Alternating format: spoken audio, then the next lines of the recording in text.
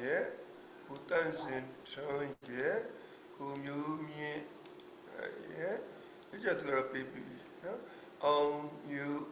ye, morning walk. Yasula baby. Good morning, Sway ye, no? That's the record, yeah. Mucho to a baby, record, yeah. That's him do young recording me, Mishiba. Telephone when yare lujin not an engine is Martinina town. Group looked up. No, I group at the audio, Pioja Sujare, Marine knowledge group take down of it. No, Sadajino, Kunilura, Haratiana, the top empire, they call Maluro, join the Jari. Telephone lujin or accordingly and town.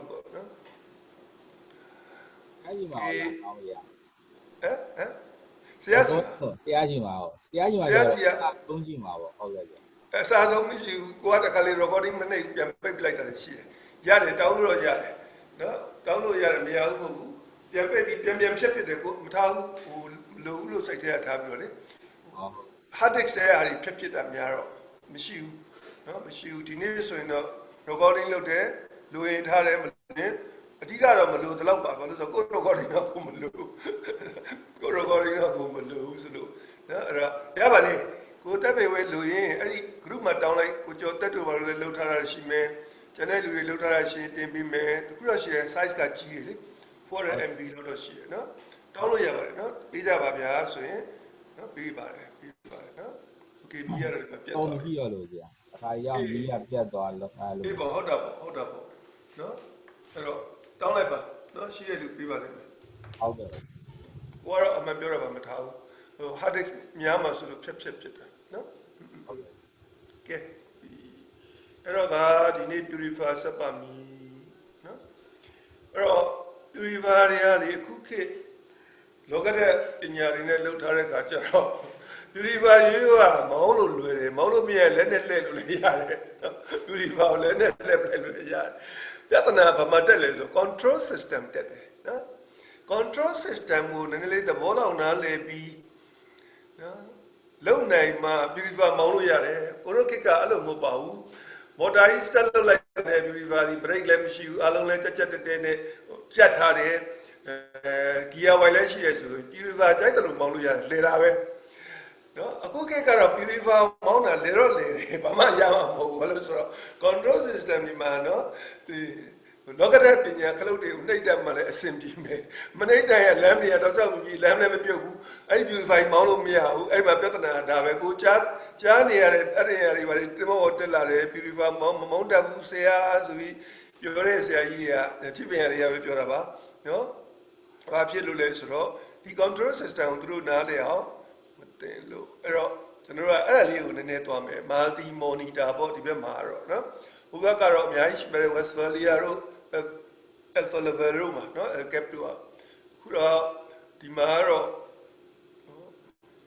ဂျပန်ပစ္စည်းပူကြိုက်တယ်ကျွန်တော်တော့နော်ဂျပန်ရှင်းလေးပဲလုပ်တယ်ဟိုကောင်းနေလို့ရှုပ်ထွေဟိုကောင်းနေကိုကားကြီးစဉ်းစားပြီးမဟုတ်ကောက်ကရေလျှောက်လုပ်တာလည်းရှိဂျပန်ကျတော့တော်လေးရှင်းတယ်အဲ့ဒါကြောင့်နော် control system မသိရင်တော့မောင်းလို့မရဘူး purify ကိုဆိုဘာလို့ရလဲဆိုတော့တင်မကိုချင်းရဖြစ်တာတော့နော်တင်မတဲ့ purify မောင်းတာတွေတာပြီးတော့ဓာတ်ပုံရိုက်တဲ့ဗီဒီယိုရိုက်ထားတဲ့ setting လေးတွေအကုန်လုံးနော်ရတာအကုန်လုံးဓာတ်ပုံရိုက်တဲ့ဗီဒီယိုရိုက်ထားတဲ့ဒါဆိုရင် flow rate ကိုသူဘယ်လောက်နဲ့မောင်းထားတယ် temperature ဘယ်လောက်ရှိမလဲရလားမသိဘူးနော်အဲ့တော့ဟို feed water တို့ဘာလို့အစ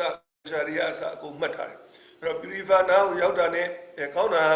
ကို handover လုပ်တဲ့အခါမှာအရေးကိုမလုပ်ဘူးတဲ့ purify ဆိုရင်အရင်တော့ဟိုနေမယ် control system ကိုနည်းနည်းလေးမေးရ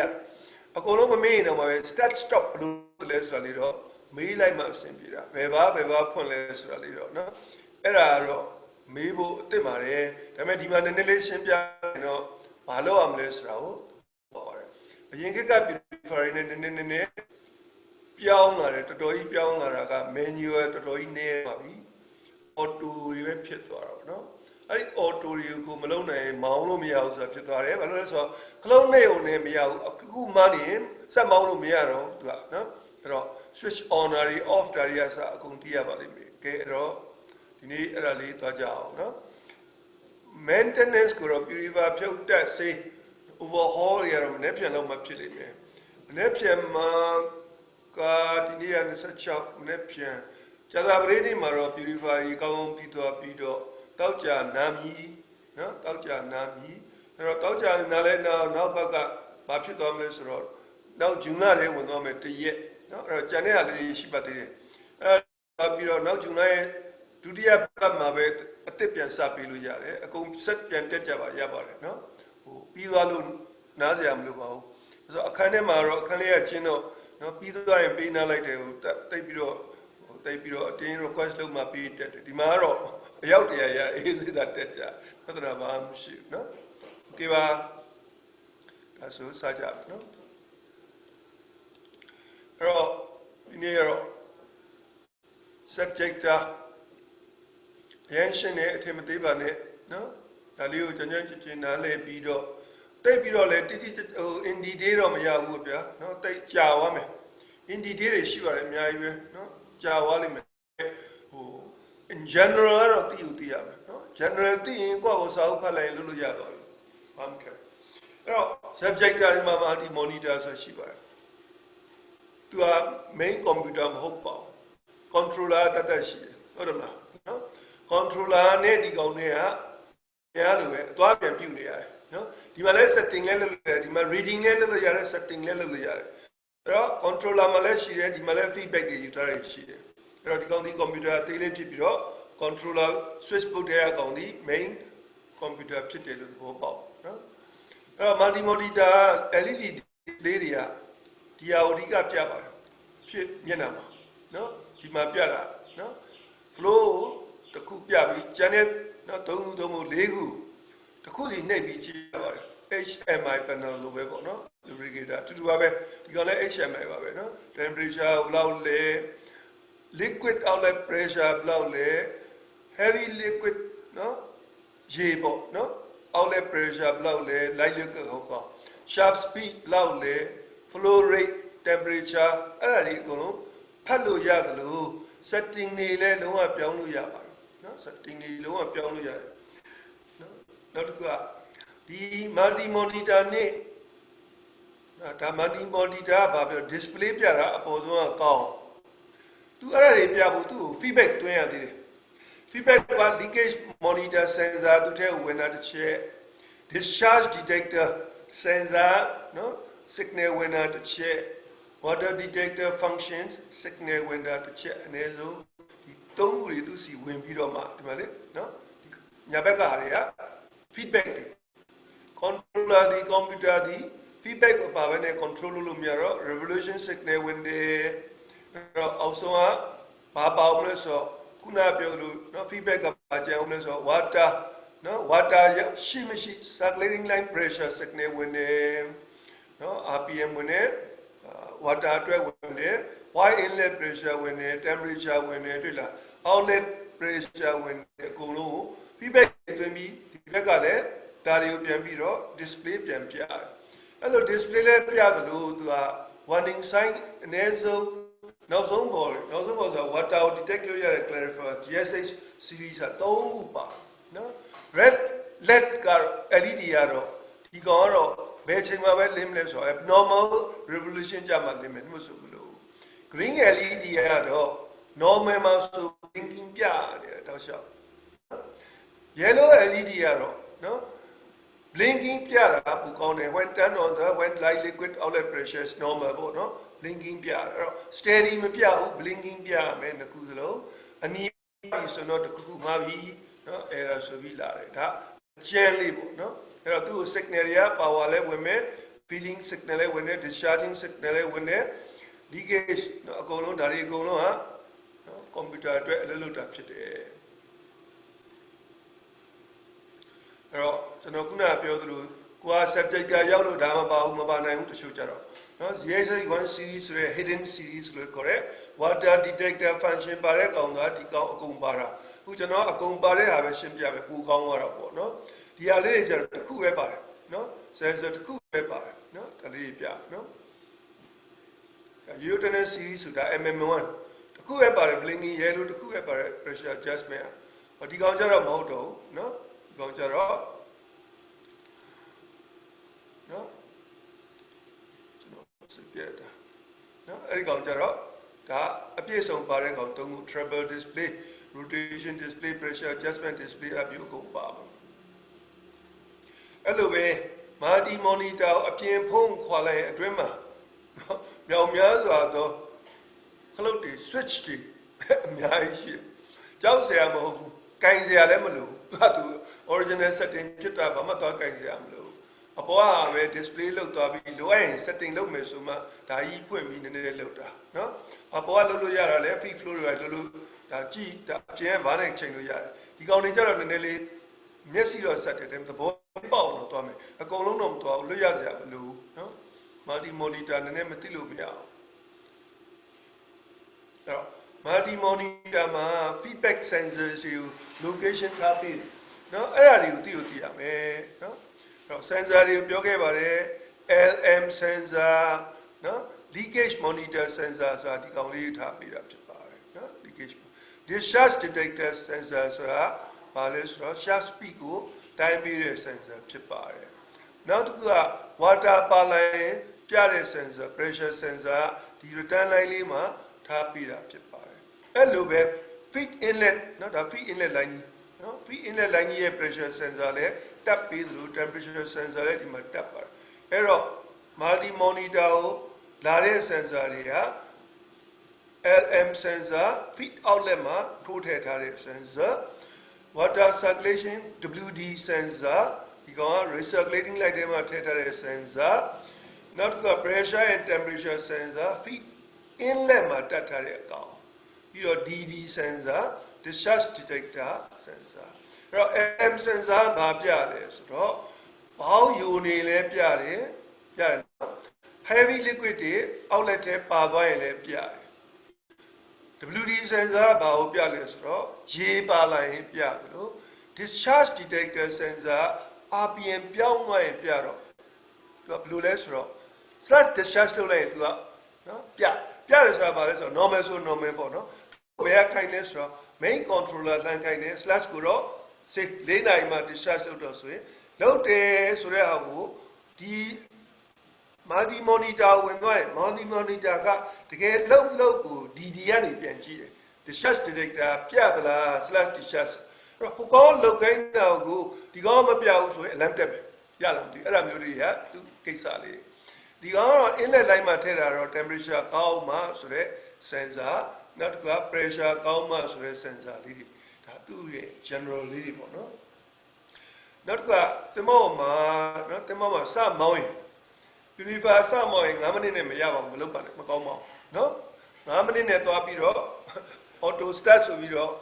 universe မောင်းတာဘယ်လိုလဲဆိုတော့ဒီကောင်းလေးဆိုရင် main power switch ကို on နဲ့ universe run တောင်နှိပ်တယ်နော်ဒီတိုင်း run ထားတဲ့အခါမှာဒီ multi monitor run နေရမယ် at least 7 minute warm up လုပ်ပါ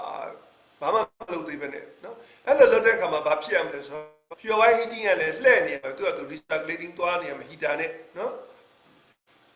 universe ကို feed လုံးဝမသွင်းသေးဘူး auto start ဆိုတာမလုပ်သေးဘူးနော်အဲ့ဒါလေးမှတ်ပါနော်7 minute လောက် warm up လုပ်ပြီးမှသူအဆင်ပြေပါတယ်တဲ့ကောင်းကောင်းလုပ်ပါတယ်တဲ့ okay ဒါတွေကခုနကပြပြီးသားဆိုတော့တိတ်ကြမပြောတော့ဘာလဲဆိုတော့ leakage detector ဗမာတက်လဲပြောပြီးပြီသူစီဝင်တာပြောပြီးပြီเนาะဒါပြီးတော့တစ်ခါထပ်သွားမယ်ဒါလေးတွေကเนาะဟိုကြကြပြောရတော့အဲ့မှာမှတ်ထားပါ delay timer တွေရှိပါတယ်เนาะ slash discharge လုပ်တယ်ဆိုရင်ဟို common signal ကိုပေးလိုက်တော့ညာလဲ DD sensor နေပြီးမဖတ်မိဘူးဆိုလို့ချက်ချင်း alarm လာပါဘူး purifier ချက်ချင်းမရက်ပါဘူး delay timer 5 second လို့ပါလို့ timer ထားပါတယ်ဟို timer ဆိုလဲရှိပါတယ် feeding ပေးနေတော့ pressure မရလို့ချက်ချင်း alarm လာဘူးเนาะအဲ့ဒါလေးမှတ်ထား timer တွေရှိချက်ချင်းကြီးเนาะတခုခု temperature ရမ်းတက်သွားတာတို့ pressure ရမ်းကျသွားတာတို့ကြောင့်ချက်ချင်းကြီးထုံးမရဘူး delay ထားပြရတယ်ဒါလေးပြီးသွားမယ်เนาะဒါလေး adjustable တွေပါเนาะအဲ့တော့เนาะ pressure adjustment yellow လေးကအဆင်မပြေဘူးဆိုရင် back pressure ကို regulating valve လေးနဲ့ adjust လုပ်လို့ရတယ်ဆိုတော့လေဒါမှတ်ထားဖို့ပါ leakage လည်းအဲ့လိုပဲเนาะ leakage လာတာနဲ့ချက်ချင်းပဲ purify ရပ်သွားမယ်เนาะပြင်ခက်ကလို့ overflow ပြဿနာကြီးတွေမရှိတော့ leakage ဖြစ်တာနဲ့ဒီကောင်ထိုးရက်သွားမယ် slash တက်နေပြည့်စရာမရှိဘူးကောင်းနေပေါ့နော်ကောင်းနေပေါ့နော်အဲ့တော့ဒါလေးနော်ဒီတစ်ခုပြနေတယ်အဲ့တော့အခုဘာနဲ့စလဲဆိုတော့ pressure adjustment ရဲ့ leakage display ရဲ့နော်ဒီနှစ်ခုလာရင်တဲ့ဘယ်မှာလမ်းမြည်လဲတဲ့တွက်ကြည့်အောင်နော်ခဏလေးကြည့်အောင် pressure အောက်သွားရင်လောက်လဲ plus or minus 15% ကျော်သွားရင် pressure adjustment ရဲ့လို့တွေကစပြီးလမ်းလာပါတယ်နောက်တစ်ခုက leakage ရလာရင်လည်း leakage display လမ်းလာပါတယ်အဲ့တော့လာရင်ဘယ်လိုမြင်လဲဆိုတော့ဒီလိုမြင်ပါတယ်နော် pressure ပြဿနာဖြစ်ပြီး pressure plus or minus 15% နဲ့ပေါင်းသွားပြီဆိုရင်ဒီကောင်စပြီးတော့လင်းပါတယ်နော်အဲ့လိုပဲ error လေးလည်းလင်းတယ်လို့ဘာထလင်းလဲဆိုတော့ဒီမှာကြည့်ဒီထဲထဲမှာအဖုံးလေးကိုဖွင့်လိုက်ရင်ဘာကြောင့်လဲဆိုတော့သိချမြင်ရတယ်နော်အဖုံးဖွင့်လိုက်ရင်ဒီမှာညာဘက်မှာ LED လေးတွေဒီလို6ခုတန်းစီတယ်အလဲမှာဒီဘက်ကအလဲဘယ်ဘက်မှာ3ခုတန်းစီတယ်အလဲအတွင်းအလဲတဲ့မှာ9ခုတန်းစီတယ်နော်10ခုနော်တန်းစီတယ်နောက်တစ်ခုက switch လေးတွေရှိပါတယ်ဒီမှာလည်း switch တွေရှိတယ်ဒီမှာလည်း switch ရှိတယ်ဒီမှာလည်း switch ရှိပါတယ် switch ရဲ့တတိအခက်ခဲကြီးမဟုတ်ဘူးနည်းနည်းလေးကြည့်လိုက်ရင်မခက်ဘူး control room က control console လောက်မခက်ဘူးနော်ကျန်တာတော့ဒါ display only ဖြစ်တယ်ဒါ fine adjustment လေးဖြစ်တယ် tuning လေးတွေဒါသိရေးမကြည့်ဘူးထားလိုက်အောင်အဲ့တော့ခုနကလို pressure lamp လို့ leakage လို့လာရင်တဲ့ဘယ်မှာပေါ်မလဲဟာဒီကောင်မှာပေါ်မယ်ဒုတိယမှာ leakage ဖြစ်နေတယ်ဆိုတာရတယ်ခွဲသေးကြခြင်းအဲ့ဒါလေးဖွင့်ကြည့်လိုက်ရုံပဲနော် leakage ဖြစ်တယ်ဆိုတာတန်းပေါ်တယ်မကြည့်တွေ့လားနော်ဒုတိယ LED တွေကလင်းနီးနေတယ်ရတယ်နော်ဒါ leakage နော် leakage ဆိုရင်အဲ့ဒီမှာပေါ်ရတဲ့ဖုံးလေးဖွင့်လိုက်သိကြတယ်ပုံမှန်တော့သူဘယ်မှာပဲလာမလဲဆိုတော့အပြင်ဖုံးရဲ့ဟမ် error ဆိုတဲ့နေရာမှာပေါ်မယ်တကယ် error အမှန်သိခြင်းလွယ်လွယ်လေးကဒီမှာ screw လေး၄ချောင်းရှိတယ်နော်ဒီကောင်လေးနော်ဒီ screw လေး၄ချောင်းပြုတ်ပြီးတော့လှန်လိုက်တာနဲ့အထဲမှာဘာဖြစ်လဲဆိုတာပေါ်တယ်မတခြားကြည့်အောင်နော် okay မ error ပေါ်တဲ့ကောင်ပထမဆုံးတစ်ခုက revolution ကောင်ဆိုရင် revolution ဆိုအနီလာမယ် leakage ဆို leakage လာမယ် slash discharge လို့ရတဲ့နဲ့မထုတ်ဘူးဆိုရင် alarm လိုက် no discharge ဆိုတဲ့ကောင်ဒီကောင်လာမယ်နောက်တစ်ခု water pressure ကျတာတော့မလာဘူးဆို water line ထဲမှာလေစီရှိတယ်ဆိုရေရှိတယ်လို့ဆိုရင် water detection ပြမယ် temperature ရမ်းမြင့်တယ်ဆိုရင်ဒီမှာ temperature ပြမယ်နောက်တစ်ခါ sensor တွေ error တွေ1 2 3ပြီးတော့ကောနော်အဲ့ဒါမျိုးတွေပြတယ်အဲ့တော့ဒီစစသိချင်ရင်အပေါ်ဘုံနဲ့ကြည့်လို့မရဘူးအတွင်းလှန်ကြည့်ရင်ဘာလဲဆိုတာပြမယ်အဲ့တော့ဒါလေးတွေမှတ်ထားကြပြီးဘယ်မီးလုံးကဘာလဲဆိုတာဟိုပြင်မှတ်ရတယ်ဒါတော့နော်သူကမီးလုံးလေးတွေပဲပြမှာအဲ့လိုပဲဒီမှာပုံမှန်လေးတွေကတော့နော်ပုံမှန်လှုပ်တဲ့ဟာ feeding ဆို feeding လေးတွေပြနေမယ်ဖွင့်ကြည့်လိုက်သူဘာလုပ်လဲမြင်နေရတယ်တရားချင်း slash တရားလုပ်နေတာပြမယ်လဲနေတာပြတယ်နော်အဲ့တော့ leakage monitor အတွက်ကိုဒီမှာဘာလို့ရလဲဆိုတော့ alarm off switch ကိုပုံမှန်ဆိုရင် on လုပ်ထားပြရတယ်နော်ဒီမော်တွေမှာအဲ့ဒါ on ထားရတယ်မောင်းကားစားမှာမလို့ပိတ်ထားလို့ရတယ်အားလုံး stable ဖြစ်သွားရင်အဲ့ဒီကောင်ဖွင့်လိုက်ရတယ်မောင်းကားစားမှာဖွင့်ပြီးရင်ခဏ alarm တက်မှာပဲသူကတော့ရလားမသိဘူးနော် leakage monitor alarm နော်ဒါ power switch ကတော့ on ထားမှာပဲအမြဲတမ်းနော်ဒါတခုရတယ်နော်ဒါလေးရတခုကျန်တဲ့လေးပြောတာ power switch ကျန်တဲ့လေးကပြီးတော့ဆက်ပြောမယ်နော်တခုစီသွားမယ်အဲ့ဒါလေးနည်းနည်းလေး marine family ဖြစ်အောင်လုပ်သွားလိုက်ပါနော်routine running နော် leakage monitor ဘာလို့အောင်လဲ on လုပ်ထားပြီးနော် routine running မှာ on လုပ်ထားမယ်ဒါစသချင်းကတော့ကျွန်တော်စတာလေးသိချပြမယ် proper starting မှာတော့ဒါလေး off လုပ်ပြီးမောင်းတယ်နော်ဒါပေမဲ့နောက်ပိုင်းသမောတွေမှာတွေ့ရဘာမှမကင်ကြတော့ဒီတိုင်းပဲမောင်းတယ်ရပါတယ်နော်ဘယ်လိုပဲဖြစ်ရပါတယ်ပြဿနာတစ်ခုပဲဘာပဲရှိလဲဆိုတော့ alarm တက်မယ်စီယုံမယ်ခဏလဲရက်လိုက်ဖြစ်မယ်ဒီကောင်လေး off လုပ်ထားရင်တော့ stable ဖြစ်တဲ့အဆင်ပြေပါတယ်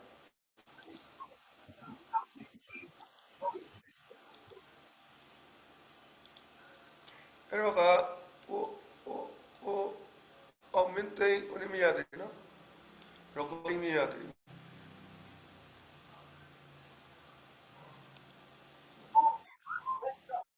သူအသက်စာရှိအောင် aumente 9နိုင်မထိုးခင်လာတယ်9နိုင်ကြော်မပြီးတော့ recording မပြီးတော့ဘူးဟုတ်ကဲမကလေး ကလေးနဲ့မဆရာဟုတ် အဲ့ရပါတယ် ဟုတ် ကလေးနဲ့ရတယ်ဒီမှာပိတ်ထားတယ်ပြဿနာဘာမှမရှိဘူး mute ပိတ်ထားတယ် mute မဖွင့်နဲ့နော် mute မဖွင့်နဲ့ပြောပါသေးကလေးတွေရတယ်အရင်မကြည့်ဘူးကိုယ်စကားကြားရင်ပြီးရောလေကိုယ်စကားကြားရင်ပြီးရောရင်းကြည့်ပါဦးဆော့ပါသေးကလေးကိုကကလေးချစ်တယ်ဘာပြဿနာမရှိဘူးအတော့ဆက်ဘာမှမရှိဘူးရတယ် mute တာလုပ်ထားပြီ mute တာလုပ်ထားပြီ ဟုတ်ဆရာ နော် mute တာလုပ်ပြန်ပြောရင်ဒီမှာပြဿနာတက်တယ် okay နော် recording မပါဘူး mute လုပ်ထားပြီနော်အားလုံးစကားပြောစရာရှိတော့မှ unmute လုပ်ပြီးပြောပါနော်ပြန် mute လုပ်ပါနော်ပြန် mute လုပ်ပါဟောစအတန်နေဝင်လာလို့ဝင်ပြောပါသေးနော်ဘာပဲဖြစ်ရတယ်လေကိုယ်ကသာ mute လုပ်ထားကိုအတော့ဆက်ဖြစ်နော်ရတယ်လေ ဟုတ်ဆရာဟုတ် အေးနော် okay okay okay အဲ့ဆက်သွားမယ်အရေးကြီးရလေးပဲသွားမယ်ဒါလေးပြန်သွားမယ်ဒီမှာ factory setting ဆရာရမ်းရေးကြီးနော်အဲ့ဒါတွေကစာအုပ်ထဲမှာရှိရခင်ဗျားတို့ဒီမောရောက်တာနဲ့အဲ့စာအုပ်ရအောင်တော့အဲ့စာအုပ်မပေးရင်ကျွန်တော်အလုပ်ခိုင်းမှလားကျွန်တော်ဒီတိုင်းထိုင်နေရမှာလားပဲပြောလိုက်ဘူးပဲနော်ကျွန်တော်အလုပ်လုပ်ရမယ်ဆိုကျွန်တော်ဒီ beautiful ရမှာဖြစ်မှာပေါ့နော်စကင်းရဖြစ်ချိရမယ်ဖြစ်ခင်ဗျားဒီစာအုပ်ကြီးခင်ဗျားတို့သိလဲယူသွားလို့ရတာမဟုတ်ကြိုက်တိုင်းပြောတချို့ကောင်တွေကလုပ်တယ်နော်သူတို့ခန်းထဲကချမပေးဘူးအကုန်သိမ်းထားတယ်မဟုတ်ဘူးပေးရမယ်သို့တော့ကျွန်တော်တို့ဆိုပါစရင်းနဲ့လုပ်ရတယ်ဘလူကဘယ်စာအုပ်ကိုဘယ်နည်းယူရတယ်ကျန် control room မှာထားတဲ့ဟာရှိတယ်ချစ်ပြန်ခန်းထဲမှာပဲထားတဲ့သင်္ဘောတွေရှိတယ်နော် control room မှာဆိုတော့ဒါ all accessible ပေါ့ပြဿနာမရှိဘူးချစ်ပြန်ခန်းထဲကျတော့တွားတော့လူတွေအားနာနေကြတာဟုတ်နော်ဒါပေမဲ့ကိုယ်အလုပ်ကတောင်းအောင်မယ်လို့ပဲကြီးကျွန်တော်ဒီစာအုပ်လေးပေးပါ okay နော်ကျွန်တော်ယူထားပါသည်ဒါသူ့လိုရင်သူပြန်တောင်းပါစေလေဒါသူလက်လုံမှာပဲလေစာအုပ်ကနော်အဲ့တော့တောင်းပြီးတော့ဒါလေးတွေမှတ်ပါပြဿနာတစ်ခုတည်းဒီ setting ပြန်ထားပြဿနာကြီးမရှိတော့နော်အဲ့ဒီပြီးပြန်သွားမယ်ခုန LM ကိုပြောတော့အခုက DD ကိုပြောတယ် discharge detector ဒီဘာလို့စစ်တယ်လဲဆိုတော့ rotational speed ကိုစစ်တာဖြစ်တယ်ရတယ်နော်အဲ့လိုပဲ travel display ကိုလည်းသူပြမှာဖြစ်တယ်နော် travel display ကိုလည်းသူပြမယ်အဲ့တော့သူက alarm နဲ့ပြင်မယ်နော် abnormal discharge ဖြစ်ခဲ့ရင်မဖြစ်မဘောပြန်မပြေဘူးဟာနေစီယိုနေတော့ကဒီ slash တော့မယ်လို့ပေးထားပြီးဒီ slash မဖြစ်ရင်လို့ဘာလို့သူကအလုပ်လုပ်တယ်ဖြစ်တယ်တဲ့နော်အဲ့တော့သူနဲ့ပြတ်တဲ့ပြဿနာဘာလာမလဲဆိုတော့ဒီဟာလေးလာမယ်နော်ဒီ lamp လေးလာမယ် rotational display ပြဿနာလာမယ် trouble display ပြဿနာလာမယ်အဲ့ဒါဘာမှကြည့်နေဆိုတော့ဒီကောင်နော်ဒီကောင် trouble display lamp လာမယ် error လာမယ်ဒီကောင်မှာတွေ့လားမသိနော် rotational okay green ပြနေပါပဲဒါပေမဲ့ဒီဘက်မှာပြန်ကြည့်လို့ရတယ်ဘယ်ကောင်မှာဖြစ်တယ်လဲအဲ့တော့အပြင်မှာတော့ error အနီလေးပဲပြမယ်ဘာမှမမြင်အောင်တစ်ခုခုပြဿနာတက်နေပြီ rotational ဟိုမှာ trouble display ပဲပြမယ်ဘာမှမမြင်အောင်အတွင်းတကားလေးဖွင့်လိုက်အဲ့ဒီမှာလာပြီနော် discharge နာတဲ့ revolution နဲ့ပြောင်းတယ်ပြလာမသိဘူးနော် revolution ပြောင်းတာပြမယ်ဒီမှာကြည့် slash ချဖို့ main controller ပေးတယ် purify က slash မချဘူးဘယ်ကောင်ကနေသိလဲ DD ကနေသိတယ် proximity sensor RPM ကို sensor လုပ်တဲ့ proximity sensor သိတယ် alarm ပို့တယ်အဲ့ဒီကောင်လေးဖွင့်လိုက်တာနဲ့ဒါဆိုမြင်ရတယ်ရလာမသိတော့ကြီးပုံကြီးနေလေးပဲပြောတာပါเนาะကျွန်တော် setting မချိန်သေးဘူးကြီးပုံကြီးနေလေးရင်သဘောပေါက်မှ fault finding လုပ်လို့ရတယ်เนาะအဲ့တော့ဒီမှာဘာကောင်းလဲဆိုတော့ဒီ purifier တွေကဟာလဲ located ဖြစ်သွားတဲ့အတွက်ကြောင့်တိတ်ပြီးစဉ်းစားနေစရာမလိုဘူး leakage ဖြစ်နေပြီတန်းသိတယ်ရလာမသိဘူးเนาะ discharge မလုပ်ဘူးတန်းသိတယ်အဲ့ဒါလေးတွေတော်တော်ကောင်းပါတယ်เนาะတော်တော်ကောင်းပါတယ်လေးလာတာအခက်မခက်ပါအဲ့တော့ဒီမှာကြီးလာပြီးဒီကောင်လေးကပူလာပြီး discharge detector alarm output switch မြဲတမ်း on ထားရတယ်သူက revolution output switch on ထားရတယ်ဒါလေးတွေပြီးရင်ပြန်သွားမှာပေါ့နော်အဲ့တော့ဒီမှာဗာလေးတွေရှိလဲအဲ့တော့ခင်ဗျားတို့သင်္ဘောမှာတော့ဒီဖုန်းလိုင်းအဲ့ဒါကြီးမထားဘူးပေါ့နော်အဲ့တော့သိကျင်နော် manual မှာသွားပြီး photocopy လေးလုပ်တတ်ကွာကိုယူထားပြီး okay ဒီ switch ကဘာ switch လဲဒီ switch ကဘာ switch လဲသိမယ်ဒီ switch တွေကဘာလဲပဲသိမယ်ဒီကောင်ကဘာလဲသိမယ်ပေါ့ရတယ်နော်အဲ့ဒါလေးသွားအခုကကျွန်တော်ပြောရင်တမောပေါ်ရောက်ရင်တော့မရောက်ခင်တော့မေ့သွားမှာပဲဒါပေမဲ့အထာလေးရသွားပြီအထာလေးရသွားပြီဩဆရာပြောတဲ့အခက်ခဲကြီးမဟုတ်ဘူးငါတို့မြင်လိုက်တာခက်ခက်ခဲကြီးထင်နေရတယ်မဟုတ်ဘူးငါတို့ကြည့်လိုက်ရင်ငါတို့လုပ်လို့ရတယ်ပေါ့နော်ဒါတမောရဲ့ operator တွေလုပ်လို့ရတဲ့အလုပ်တွေကြီးပဲလေနော် control system မပိုင်လို့မရဘူးပြဿနာအဲ့တော့ဘယ်က control system တွေပဲလေ့လာရတော့တာဟိုအလုပ်တွေကလောက်မဟုတ်တော့ဘူးနော်ခက်ခဲကြီးမဟုတ်တော့ control တွေတော့နားလည်အောင်ကြည့်ရမယ်အဲ့တော့ခုန LM ပြီးသွားပြီအခု DD ပြီးသွားပြီပြီးတော့ WD လာတော့မယ်နော် WD အဲ့တော့ WD အတွက်ကိုဘာလုပ်လဲဆိုတော့ WD သုံးမဲ့ purifier အဲ့လိုပဲရှိရမယ် purifier မဟုတ် clarify ဖြစ်သွားပြီနော်နောက်ဆုံးကောင်းနေဆိုအဲ့လိုရှိအဲ့လိုမှဘာလုပ်လဲဆိုတော့ခုန WD sensor ဒီမှာတက်ထားတာဒါက return line နော်ရလားမသိဒီကစီတန်းထွက်တဲ့ line အဲ့ဒီနားလေးမှာမနေ့ကရှင်းပြထားပြီနော်စီတန်းလေးတွေပိုင်တော့ပုံမှန်ပဲဒီလိုပြန်ပြီးလေပေးနေတယ်အထဲကိုပြန်ဝင်တဲ့ line လေးကိုပြန်ထည့်ရတယ်နော်ရလားမသိဒါဝင်တဲ့ line ဒီဘက်ကလူသွားဒါရေဝင်တဲ့ line နော်ဒါထွက်တဲ့ line နော်sorry တာမို့ဒါထွက်တဲ့ line ဟုတ်တယ်နော်အဲ့တော့အဲ့မှာဒီ WD sensor လေးကိုတက်ထားပေးတယ်အဲ့တော့ pressure တိုင်းဆိုကြရတဲ့ sensor ရပြီး gas ဆိုပြီးတော့ဘာလုပ်လဲဆိုတော့ partial discharge လုပ်တယ် partial discharge လုပ်တယ်ရလားမသိနော်ဒီ type မှာရေပါနေပြီဆိုရင် partial discharge လုပ်ပါသည်ဘယ်ကောင်လဲ subject က Westphalia နဲ့ L-cap alpha lava တို့ကရေပါလိုက်ရေလိုင်းမှာ solenoid valve နဲ့ရေတွေဖွင့်ထုတ်တဲ့ system သုံးတယ်ဒီကောင်ကအဲ့ line မထားတော့ဘူးသူက partial discharge လုပ်တယ် total discharge နဲ့ partial discharge နည်းနည်းကွာသွားတယ်နော်ပြီးရင် station ပြမယ်ဒါလေးတွေအတိမအလုပ်လုပ်ရတာအဆင်ပြေတယ်ငါစီးနေတာနဗျာကြီးလားသွားပါတစ်ချောင်းရှိတယ်လေနော်မင်းမမင်းအတီလာမလားပြောနိုင်ရမယ်နော်ဒါလေးတွေကြောင့်ဒီမှာဒါလေးပြန်သင်ပေးတာဖြစ်တယ်ကိုယ့်ကိုသင်ဖို့မှာတကယ်ပြရင်ဒါကိုဖတ်ဖို့ပြင်းတာရှိတယ်စာအုပ်မရတာရှိတယ်စာအုပ်ရရင်လည်းပြင်းတာရှိတယ်ပြင်းပြီးရင်နောက်တစ်ခါဖတ်မှာအရင်များနေလို့စိတ်ရှုပ်ထွေးတာရှိတယ်အလုပ်တွေကလည်းများတော့ရှိတော့ဒီလောက်တော့ရမယ်မထင်ဘူး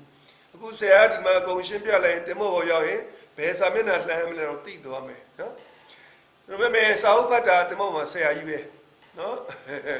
ရအဲ့ဒါလေးကတော့သတိထားမင်းရစာအုပ်ဖတ်ရင်ဆရာကြီးဖြစ်သွားတယ်စာအုပ်မဖတ်ပဲလုပ်ရင်တပည့်လေးဖြစ်လိမ့်မယ်နော်โอเค water sensor အကြောင်းပြောပြီးတော့ဒီမှာပြောပြီးပြီနော်ခုနပုံမှန်ဆိုရင်စီဓာတ်တွေကိုပြန်ပြီးတော့စီညစ်ထဲကိုပြန်ပြီး inlet ထဲပြန်ထည့်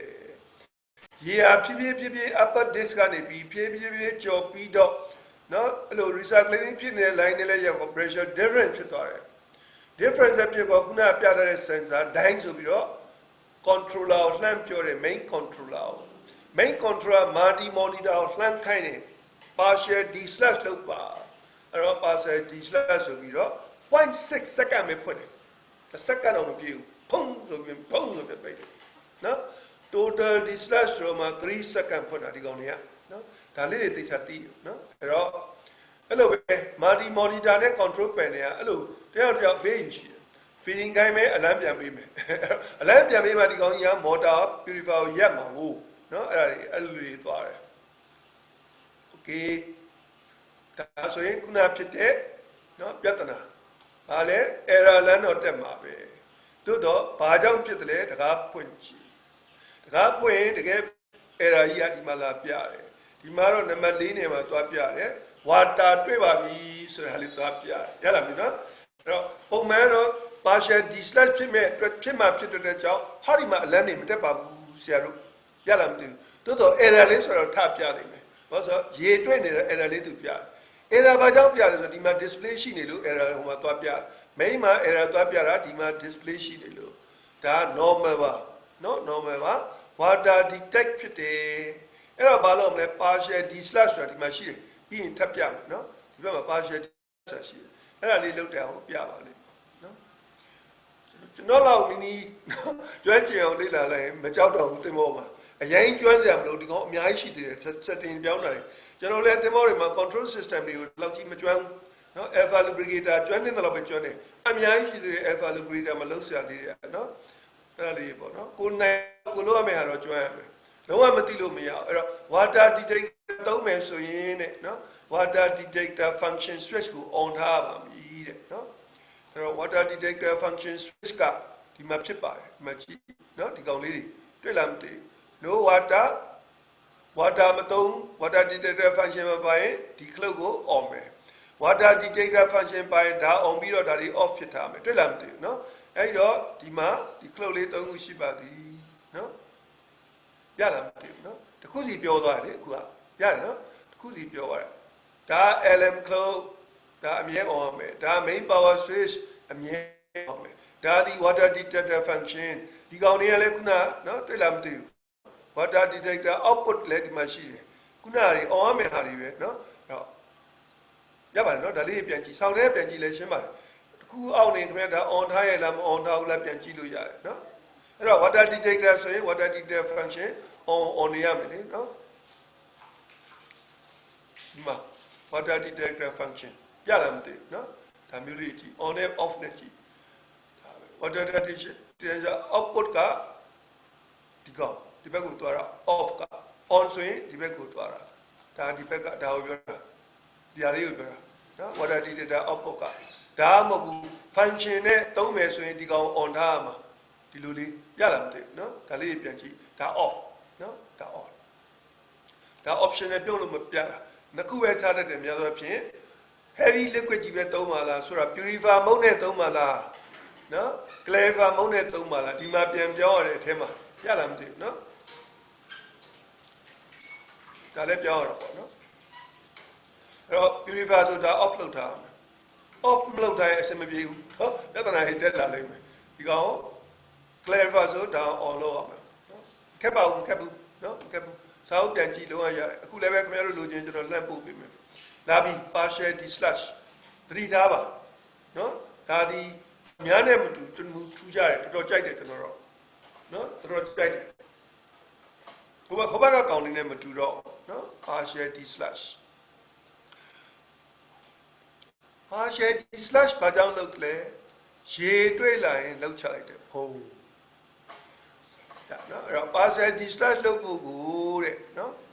ဒါ DD output ခုနနော် WD output တွေဒီလိုဒါသွားတယ်ဒါ output signal switch ဒါ leakage monitor switch ဒါ main switch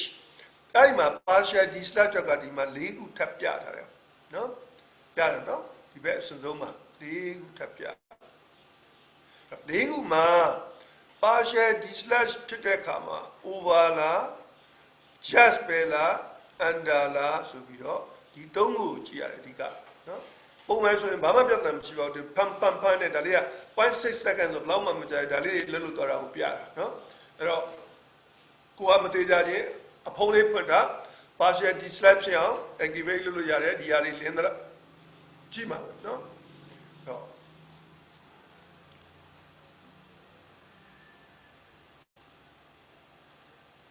ကြက်ထားအဲ့ဒါလောက်အရင်ကြည့်သေးဘူးအဲ့တော့ဒီမှာကsetting ရတော့ပြဿနာမရှိဘူးဒီမော်တိုင်းမှာ60 Hz ပဲ60 Hz မှာထားရုံပဲဒါလည်းပြဿနာမရှိပါဘူးဒါလေးရင်ကြည့်တကယ်လွတ်လွတ်တဲ့ function ကြမှာ display function လေးပြပြနော် display function က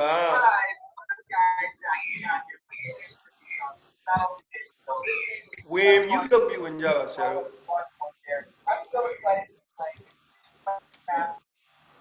mute လုပ်ပြီးဝင်ကြပါဆရာတို့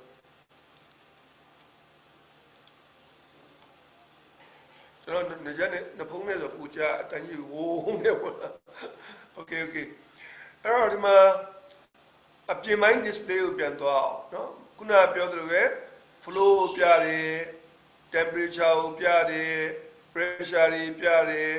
rpm တွေပြတယ်လို့ပြောတယ်เนาะအဲ့တော့ဘယ်လိုပြလဲဆိုတော့ဒါအပြင်မှာပြတဲ့ဟာအတွင်းကိုလှမ်းလိုက်ရင်အတွင်းမှာဒီလို၄ချက်ဆက်ရှိတယ်เนาะအဲ့တော့ပထမဆုံးပြတာ flow rate feed rate ဒါမှမဟုတ်လေ throughput လို့ခေါ်တဲ့ကောင် liter per hour အပေါ်ဆုံးကကောင်လေးမီလေးအတွင်းမှာလင်းတယ် temperature of the incoming liquid ဒီမှာဘယ်လောက်လဲပြပါတယ် pressure incoming liquid pressure ပြပါတယ် rpm ပြပါတယ်ရေ pressure ပြပါတယ်အဲ့ဒါပြပါတယ်ပြလာမယ်နော်ဒါလေးတွေကအပြင်မှာလည်းမြင်တဲ့ဟာလေးတွေလှန်လိုက်ရင်လည်းဒီအတွင်းမှာလည်းဒီလိုလှန်ကြည့်တယ်အတူတူပဲဒီမှာမြင်တဲ့ဟာလေးတွေပေါ့နော် display တွေလိုပဲပြပါတယ်တဲ့နော် function switch တွေကတော့ခုနပြောတဲ့ဟာတွေပဲเนาะဒါတွေအပေါ်ကကောင်ကပါလဲခုနပြောတော့တဲ့เนาะ partial discharge switch ဒီကောင် setting switch ဒီကောင်တွေလဲ setting switch တွေ on off တွေဒါတွေ on off တွေဒါလဲအမြဲတမ်း on နဲ့ lm on off ဒါကြီးက main power on off တွေအခက်အခဲဘာမှမရှိပါဘူး normally on လား normally off လားပြီးတော့ပြန်ကြည့် အောင်နော်ကဲ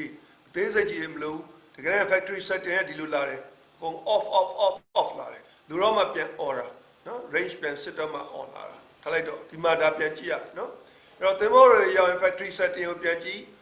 အဲ့ဒါ operational manual မှာပါတယ်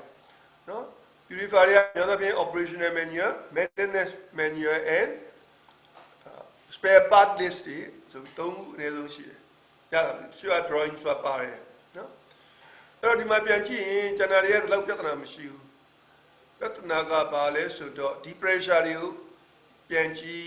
ကိုချိန်နေတာမှန်ဘူးလေရတာနော် factory setting ကလောက်ဆိုအဲ့တိုင်းပြန်ထားရင်အလုပ်ကောင်းလုပ်ပါတယ်နော်ဒူမသာအတိုးလျှော့နေနေပဲအရင်ဟာနေဒါကိုပြန်ကြည့်နော် light liquid pressure ပါလေပြန်ထွက်ကောင်းရဲ့ pressure လောက်ရှိရမယ် back pressure နဲ့ထိန်းတာအဲ့လောက်တဲ့ပူမကျော်ဘူးရလားနော် light liquid ဆိုတာ back pressure ထိန်းတာနော် trigger pressure ထားလိုက်တော့ minimum light liquid pressure ထားလိုက်တော့ခုနကပြောပြီး delay time မှာတွေ့လာမသိဘူးနော်ခုက40တခုက15ထားတယ်ဒီတိုင်းပြန်ထားမယ်နော်နောက်တစ်ခုက water pressure နော်ကြည့်လောက်ရမှာဒီလောက်နော် factory setting ကဒီလောက်ရလာမသိ 0.01 ကနေ 0.1t ဆိုတော့ 0.03 ရှိတယ်မီလီအမ်ပီယာပါနော်ပတ်စကယ်ပါနော်အဲ့တော့ဘာလဲဆိုတော့ဒီကောင်ဆို1ဘာနော်ဒီကောင်ဆိုလောက်10ဘာဒီကြားထဲမှာထားပြီးဟုတ်လားမသိဘူးနော်တော့ဒီကောင်ကတော့3ဘာလောက်နဲ့17လောက်တယ်အဲ့တော့ပုံမှန် 2.5 to 3ဘာမှာရှိတယ်ပြီးရင်ပြန်သွားပါမယ်နော်အရေးကြီးတယ်အဲ့ဒါလေးတွေမကောင်းရင်စီရှန်နာတို့အလုံးမလုံးတာလို့ဖြစ်သွားအောင်နော်ကဲဒါလေးကိုချက်နာပြီးတော့နည်းနည်းတော့မြန်မယ်ဒါပေမဲ့ပြဿနာမရှိပါဘူးနားလည်လိုက်မယ်ကိုယ့်ကိုပြီးရင်ပြန်ကြည့်လို့ရပါတယ်နော်အဆင်ပြေပါတယ်သူကအခက်အခဲမရှိပါဘူး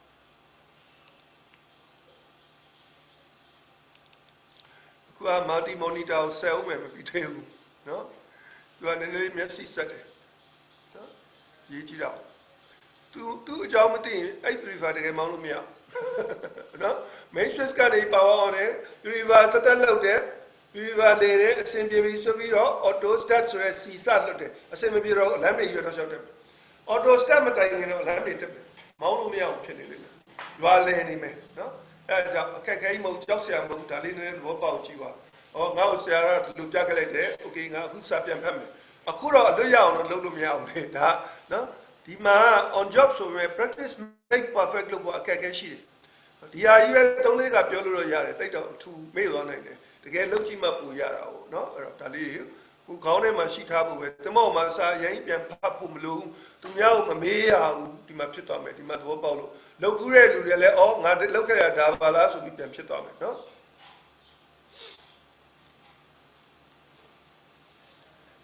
sorry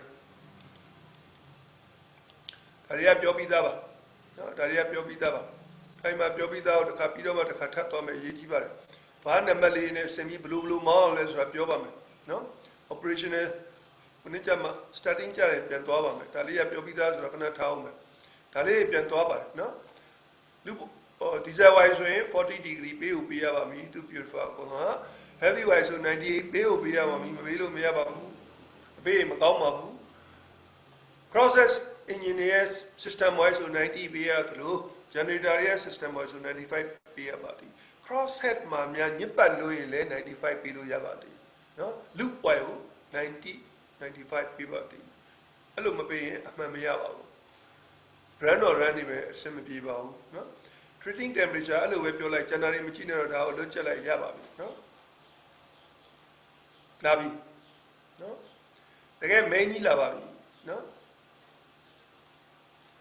main ကြီးလာပါပြီ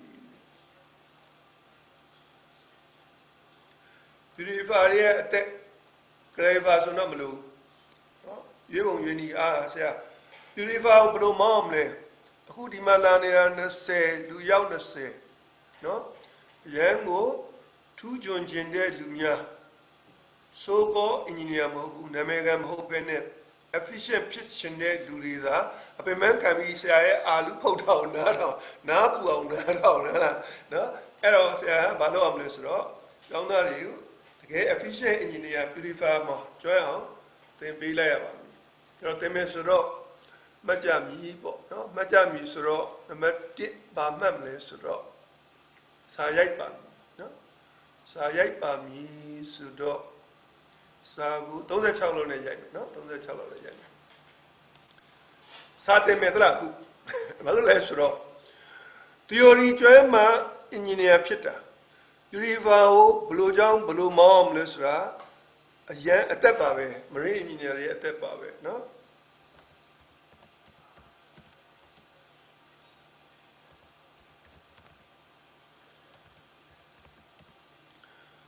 optimum purification မြင်ပါတယ်เนาะအားလုံးเนาะကျွန်တော်တို့မြင်နေရတာပဲခင်ဗျားတို့ feedback ကြည့်လို့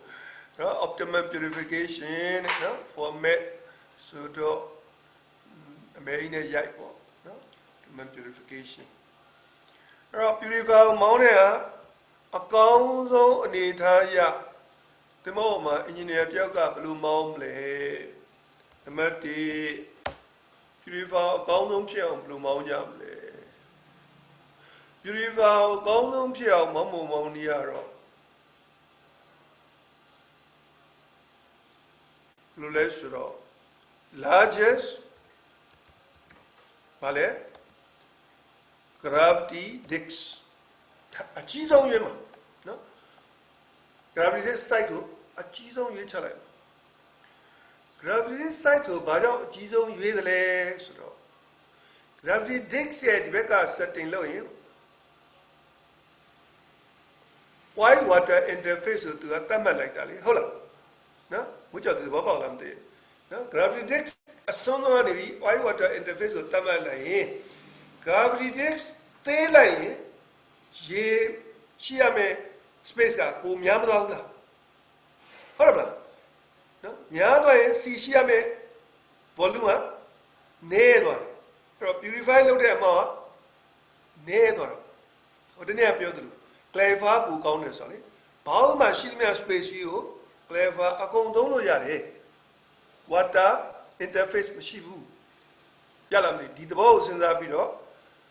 gravity dix ကိုအကြီးဆုံးလုပ်ပါ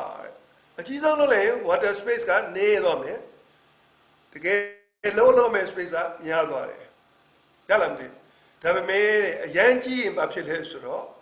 လူလာတဲ့ပူကြီးရင်စီတန်းရေနောက်ကိုလိုက်သွားမယ်အဲ့တော့ဘယ်လောက်ပဲကြည့်ရမလဲ largest gravity dix without why carry over to the ဒါမှမဟုတ် overflow to the water side ပေါ့ရလားမသိနော် largest gravity dix နော် with no overflow လို့ပဲရေးလိုက်မယ်ရလားမသိနော်ဒါတစ်ချက်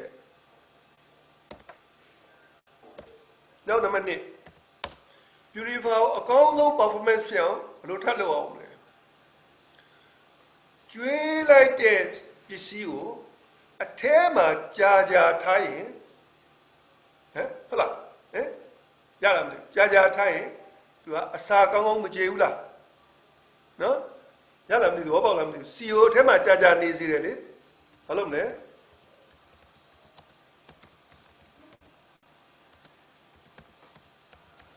retention period အထဲမှာကြာနေတာကိုကြာနေအောင်လုပ်ပါ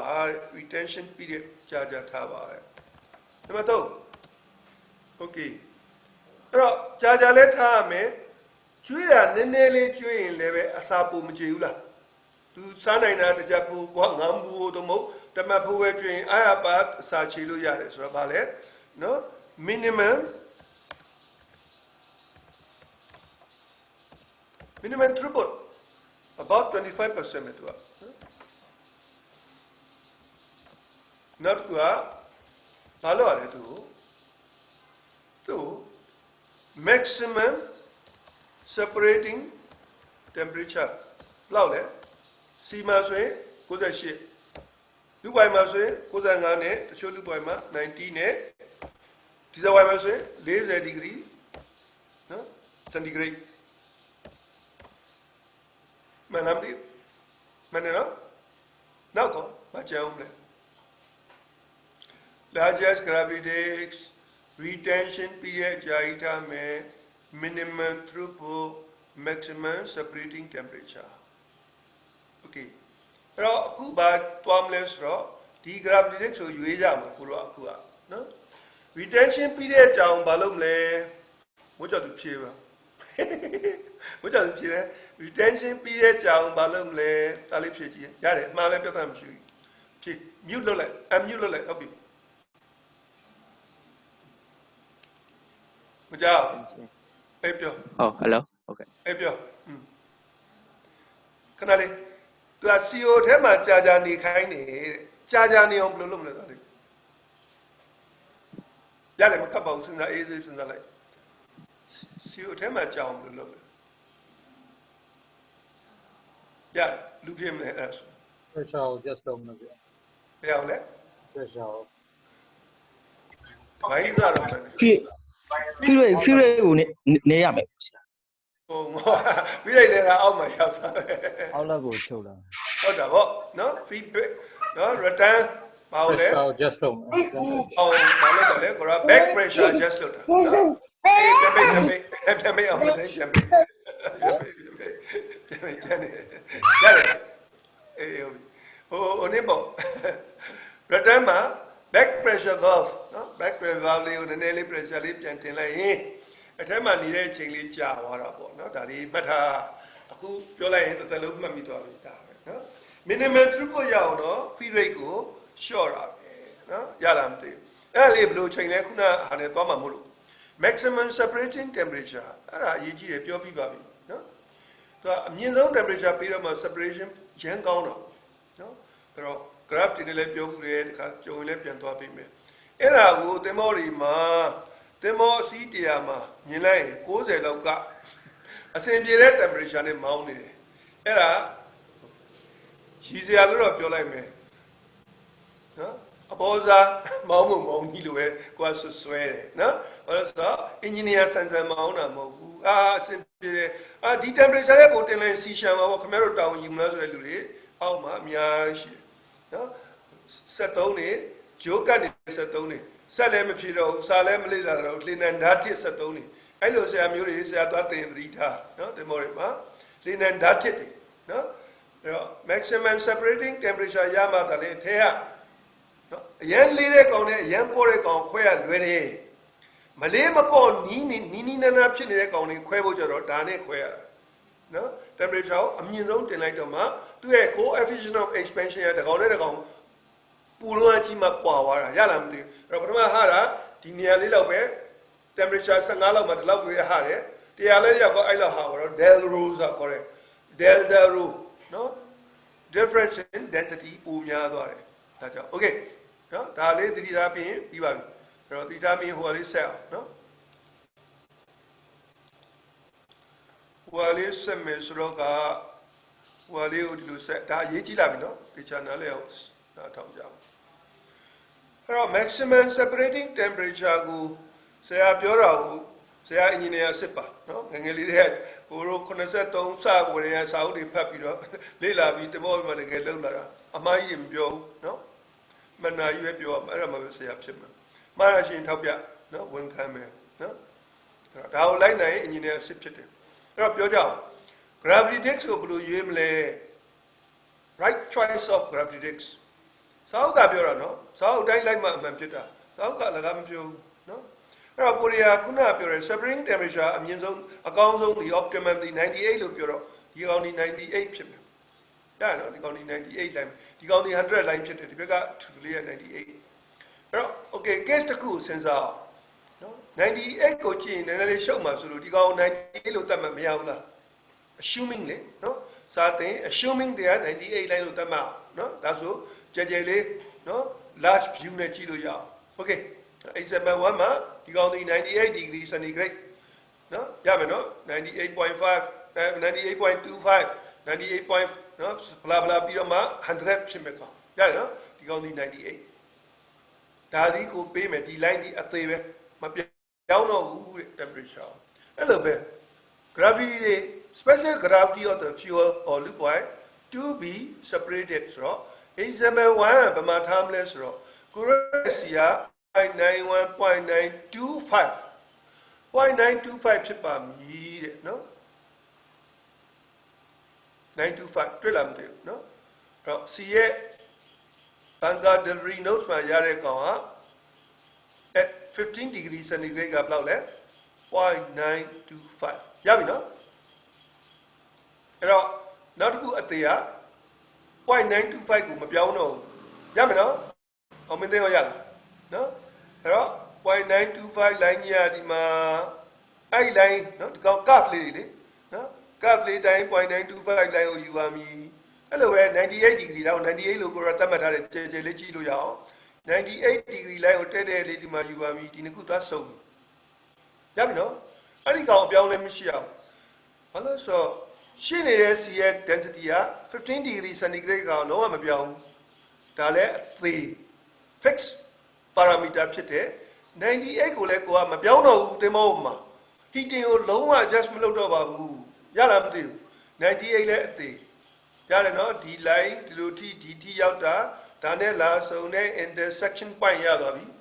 okay ဘာရှင်းနေမလဲနော်ဘာရှင်းနေမလဲဆိုတော့ဒီနှစ်ကောင်ရှင်းနေမယ်ဒီက gravitic size ဒီက flow rate feed throughput throughput ကိုရွေးဝင်ရွေးနေရ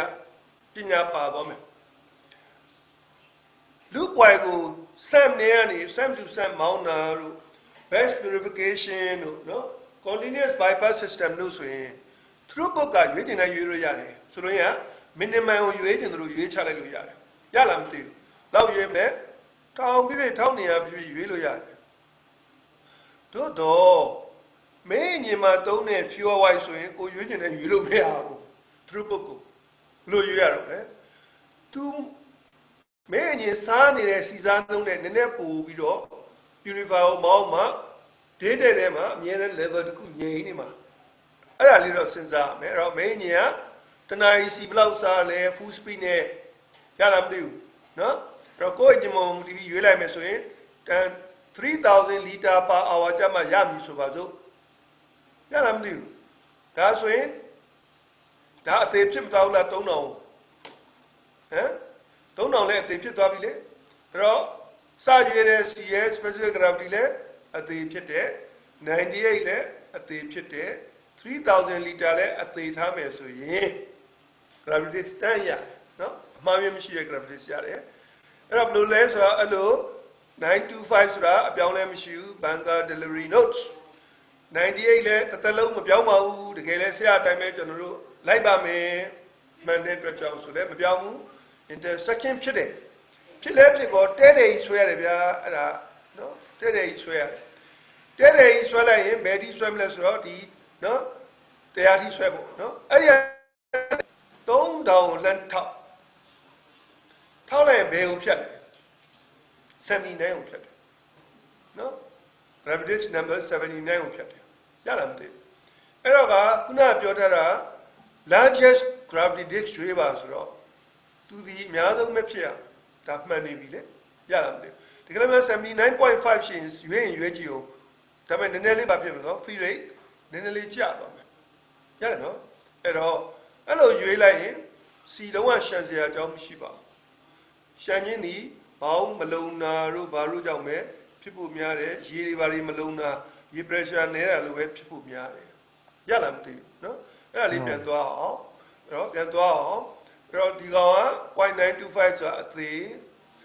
temperature ကိုကျွန်တော်တို့အပြောင်းလဲမလုပ်ပါဘူး constant ထားပြီးပဲ purifier ကိုရအောင်ကျွန်တော်မောင်းနိုင်တဲ့ engineer ဖြစ်ပါမယ်အဲ့တော့ temperature 98ဒီအသေးရတယ်နော် feed rate ဒီတကယ်လို့များလူပွိုင်ဆို1000ထိချလို့လည်းရပါတယ်ပြဿနာမရှိဘူးလောစရာမရှိဘူးသူကအေးစစ်စစ်လေးပဲမောင်းဖို့လိုတာဟုတ်ဒါ minimum feed rate လို့ပြောထားတာဟုတ်တိုးတော့မဲအရင်ကြတော့မရဘူးစီစားနှုန်းပေါ်မှာ speed ပေါ်မှာမူတည်ပြီးတော့ထားတော့ဒါစေ3000ဆိုရင်အသေးမှတ်လိုက်ရတယ်ဆိုတော့အားလုံးဒီ fixed value တွေဖြစ်ပြီးတော့ gravity ဆိုတာလေအဲ့ဒီမှာရရှိတဲ့ result နော် answer ဖြစ်တော့ဒါပဲဒါပုံမှန် gravity ကိုရွေးတာဖြစ်တယ်အဲ့တော့ကိုကဟိုအရင်တခါတော့မောင်တို့မတိုင်ခင်ပဲနှစ်ခုလောက်ကရှေ့ရ second batch လောက် third batch မှာမေးဖြေတော့ဒါလေးပဲပြောလိုက်တော့ဟုတ်ဆရာလေဒီအပေါ်ကဘယ်လိုယူတာလဲတဲ့ဒီလိုကြီးအပေါ်ထောင်ယူတာ example 2နော်ဒါကတော့ကညော့ထားတာမလို့တကယ်တော့နော်ဘယ်လိုကညော့ထားလဲဆိုတော့ပေးတာချက်ကဘယုတ်တခိုင်ပေးတာဒါကိုပေးတာနော် fuel density က 15 degree centigrade မှာ 0.925 ကြားရနော်သူကပေးထားချက်က15 degree နဲ့မပေးဘူးအဲ့ဒါဘာမှမရှိပါဘူးဒါပေမဲ့သူဘာကြောင့်ပေးလဲတော့မသိဘူး50 degree centigrade မှာ 0.944 ကြားလားအဲ့တော့တကယ်လည်း 0.944 နဲ့ပေးထားရင်မခက်ဘူးဟို graph ကိုသွားစရာမလိုဘူးဘာလို့အောင်လဲ50 degree centigrade မှာ 0.944 ဖြစ်ရင်15 degree centigrade မှာဘယ်လောက်ရှိမလဲရှာလို့ရတာပေါ့ဟို formula ပဲလေ SG minus 0.0064 T minus 15နဲ့ပြောင်းလိုက်ပြောင်းပြန်မဲ့သွားလိုက်ရမှာသူ့ကိုထည့်ရလေ SGS 15ဆိုတာဒီ formula equation ညာဘက်မှာဖြစ်နေတာဟိုပုံမှန်အဲ့ဒါကိုဘယ်ဘက်မှာထားပြီးတော့ပြန်တွက်လိုက်ရင်ရသွားတယ်เนาะဒါလေးကစဉ်းစားလို့ရပါတယ်เนาะအဲ့တော့15 degree မှာရှိတာကိုပြန်သိချင်းအဲ့ဒီမှာကြည့်လိုက်ပြီးရင်အပေါ် graph ကိုသွားစရာမလိုဒီမှာနေ15ကိုသွားလို့ရတယ်အပေါ် graph ကဒီမှာကြည့်ဒီမှာဒီ subject မှာပြထားတဲ့အပေါ်ထောင်တဲ့ graph တွေကလေအဲ့ဒီအတွက်ထပ်ပြီး correction လုပ်ဖို့ပြထားတာဒီအောက်ကိုဆင်းတဲ့ graph တွေကသာလျှင် line တွေကသာလျှင်15 degree ကိုပြတာရလားမသိဘူးเนาะအပေါ်ပြတဲ့ကောင်တွေကတော့သူ့မှာရှိတဲ့ temperature တခုကိုပြတယ်ကဲပြောကြအောင်เนาะဒါလေးနည်းနည်းလေးဆက်ရှင်းပါမယ်เนาะအဲ့တော့သူပေးထားချက်က 0.944 at 50 degree centigrade ဆိုရင် gravity ဆိုဘယ်လိုရွေးမလဲ treating temperature 98 free rate က1950လိုချင်တယ် gravity ရွေးပေးပါတဲ့เนาะကဲရွေးကြ 0.944 at 50ဆိုတာရပြီ98ဆိုတာရပြီ0.944ဆိုတာဘာမှလဲဒီကောင်ရလားမသိဘူး0.944အဲ့တော့သူသွားတဲ့ line တည်းမဲ့ parallel သွားပေးရတယ်ဟိုကောင်တော့လည်းလိုပဲ parallel သွားတာဟုတ်နော်သူက parallel သွားပေးတယ်50ဖြစ်တဲ့အတွက်ကြောင့်သူ့ကို50လို့ယူလိုက်ရတယ်အဲ့ဒီကောင်နဲ့ထောက်ခေါ်အဲ့လို944နဲ့50 degree centigrade ထောက်လိုက်ရင်လေဒီ point ကဘာရလဲသိလားဒါဘာ point လဲပြောနိုင်တယ်လို့ရှိမှမသိဘူးOkay ဒါ 0.944 line ဒါ 50 degree centigrade သူ့ရဲ့ line သူ graph လောက်ထားတဲ့အရာဒီ point ဒီ density တခုရတယ်ဘယ် temperature မှာရှိတဲ့ density လို့သွားနေပြီ15 degree centigrade ကိုသူကပြောင်းပြီးသားဖြစ်သွားတာကိုတို့ဟိုနေ့နဲ့တွက်ဆရာမလို့ SC minus 0.0064 D minus 15ကိုတွက်လိုက်ပြီးဒီမှာရတဲ့ကောင်ဒီဘာဖြစ်သွားလဲဆိုတော့15 degree centigrade မှာဖြစ်သွားပြီသူကရလားမသိဘူးတော့ပေါက်မလားမသိဘူးเนาะအဲ့တော့15 degree centigrade ဆိုရင်ဒီလောက်ဖြစ်ပါပြီအဲ့လိုဖြစ်တဲ့ဆိုသူဘာလုပ်မလဲဆိုတော့1950ကိုဆွဲချရင်သူကြတော့ဗာလေ71.5 ဆိုတဲ့ဟာယူရပါပြီရပါတယ်နော်ရလေးပါဒီမှာလေလွယ်လွယ်လေးပြန်စဉ်းစားကြည့် common sense 0.94 လောက်လဲ4လား0.944 50 degree centigrade မှာ 0.944 ရှိတဲ့ကောင် COA လိုက်ရင် density ကများလာမလားနည်းလာမလား A လိုက်များလာမှာပေါ့များမသွားဘူးလားဒီမှာကြည့်လေများသွားတာပေါ့ 0.9 လောက်ရှိမယ်6.8 7 ဘာဖြစ်သွားတယ်လေဒါမှန်တာပေါ့တွေ့လားမသိဘူးညနေမသိဘူး15 degree မှာလောက်ဖြစ်သွားတယ်လေအဲ့တော့သူဒီလောက်ထားတဲ့သဘောအရ50 degree စံနေလဲထောက်လိုက်ပြီးဒီကောင်လဲတောက်ပြီး parallel ဆွဲလိုက်ဒီကောင်ဒီ15 degree မှာရှိတဲ့သူ့ရဲ့ corrected density ရတယ်ပြန်တွက်တာအပေါ်ထောင်တဲ့ line နဲ့မတွက်ဘူးပုံမှန်15 degree နဲ့ပဲတွက်ပြီးတော့ဒီ point ကိုယူတယ်ခုနအတိုင်းပဲဒီလိုလေးရှည်ရှည်ဆွဲနိုင်ဆွဲပြီးတော့100 degree မှာလာထောက်ပြီးမလုပ်လိုက်လေ1250ဆိုတဲ့ flow rate ကိုလန့်ထောက်တယ်ထောက်တော့သူ့ရဲ့ဘာရလဲ gravity side ကိုရတယ်အဲ့ဒီတိုင်းသာယူမှားစရာမရှိဘူးခင်ဗျားတို့မှားနေမှာဘာပဲမှားမလဲဆိုတော့ temperature thermometer မမှန်ရင်ကိုလိုချင်တဲ့ temperature မှာထောက်တဲ့ကောင်မမှန်ဘူးရလားမသိဘူး flow rate ကမှားစရာမရှိဘူးနော် thermometer ဆိုတော့မှားစရာမရှိပါဘူးရမလားမသိဘူးအဲ့တော့ဒါ gravity ဆို subject ကမှအမှန်ဆုံးရွေးတာတခြားမှလည်းတွတ်တူပါတယ်စင်စင်လေးတော့ခဏနားမယ်7မိနစ်ပြီးရင်ပြန်ပြီးသားလေးပြန်ဆွေးနေမယ်နော်မေးစရာရှိတာမေးဖို့စဉ်းစားထားမယ်နော်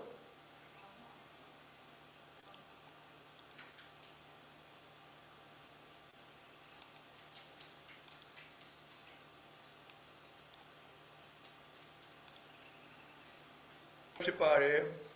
နော် C ရဲ့ density ကိုသိရင်ကိုသုံးမဲ့ separating temperature ဒီအသေးမှတ်ထားပြီဆိုရင် သူတို့ intersection point ဖြစ်တဲ့ point လေးကိုယူလိုက်ပါအဲ့ဒီကနေပြီးတော့နော်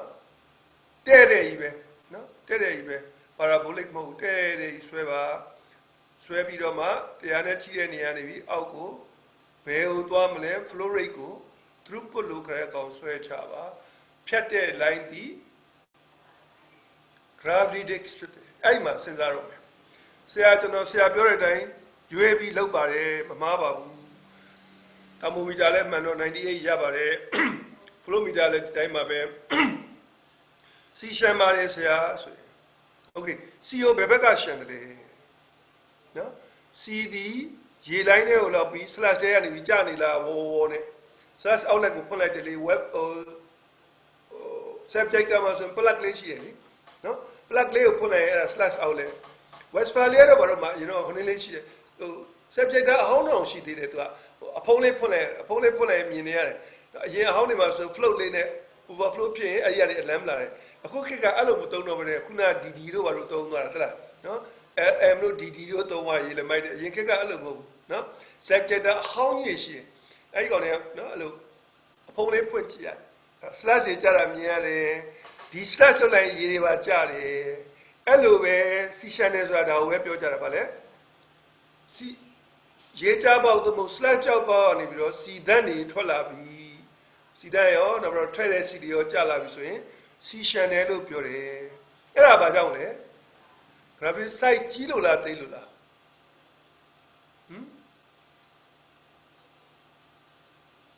ကြီးလို့ပေါ့နော် site ကြီးရင်စီရှန်တယ်ရလားမသိဘူးနော်ဘာလို့လဲဆိုတော့ site ကြီးတာ ਨੇ လို့လဲဟိုဘက်ကအလဲတော့ပေါ့တဲ့စီကလေးတဲ့ဘက်ကိုသူဆင်းလာဒီဘက်ကိုတိုးသွားတယ်လေမနေ့ကပြောသလိုပဲလေနော်နောက်တစ်ခုကမကောင်းတာကတော့ရေတွေကစီသက်နောက်ကိုလိုက်တာတော့တိတ်မမြင်အောင်ဒါပေမဲ့ဒီမှာသိရတယ်ဒီမှာတွေ့လာပြီ LM နဲ့လောက်ထားတဲ့ရေတွေဘာလို့စီသက်နောက်လိုက်သွားရင်အလမ်းပေးတယ်အဲ့ဒါဘာလို့ဆို gravity site သေးလို့အဲ့တော့ စီရှန် site ကြီးနေလို့ဆိုတော့ဘာလို့မလဲတစ်စင်းနှိမ့်နေဟာတော့အမီနော်ဒီမော့တချို့မှာ79ရှိပြီးတော့78.5လည်းရှိကြတယ်78လည်းရှိကြတယ်အဲ့လိုဒီမှာတော့ဒါပြမထားဘူးရှိတယ်တစ်စင်းနည်းဆုံးကောင်သုံးလိုက်ပဲနော်79မရဘူးဆိုရင်78ကျန်တာမပြောင်းပါနဲ့ပြောင်းလို့မရဘူးဒီကောင်ကတော့လုံးဝပြောင်းလို့မရဘူး temperature အသေးပြောထားပြီးမပြောင်းနဲ့လို့ပြောပြီးပြောင်းစရာမလိုဘူး engineer ဆန်းစွာ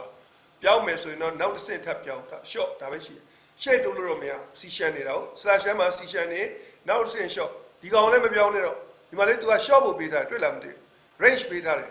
တဲ့ပေးထားတာမဟုတ်ဘူး 79.5 ကြီးရှိတယ်နော်ဒီမှာဒီဒီကောင်75ဆိုကြားထဲမှာအများကြီးရှိသေးတယ်သဘောပေါက်လားမသိဘူးနော်အဲ့ဒါကြောင့်တစ်ဆင့်နည်းဆုံးကိုယ်တမမှာရှိရ available တစ်ဆင့်နည်းဆုံးတော့တိတ်သေးသွားရင်တော့ရေသက်စီသက်နဲ့မှရေလိုက်သွားနိုင်တယ်နော်ဒါလေးက gravity ရွေးတဲ့ဟာကဲဒါဆိုအခုရက်ဒီနည်းနည်းမေးစရာဆွေးနွေးစရာရှိသလား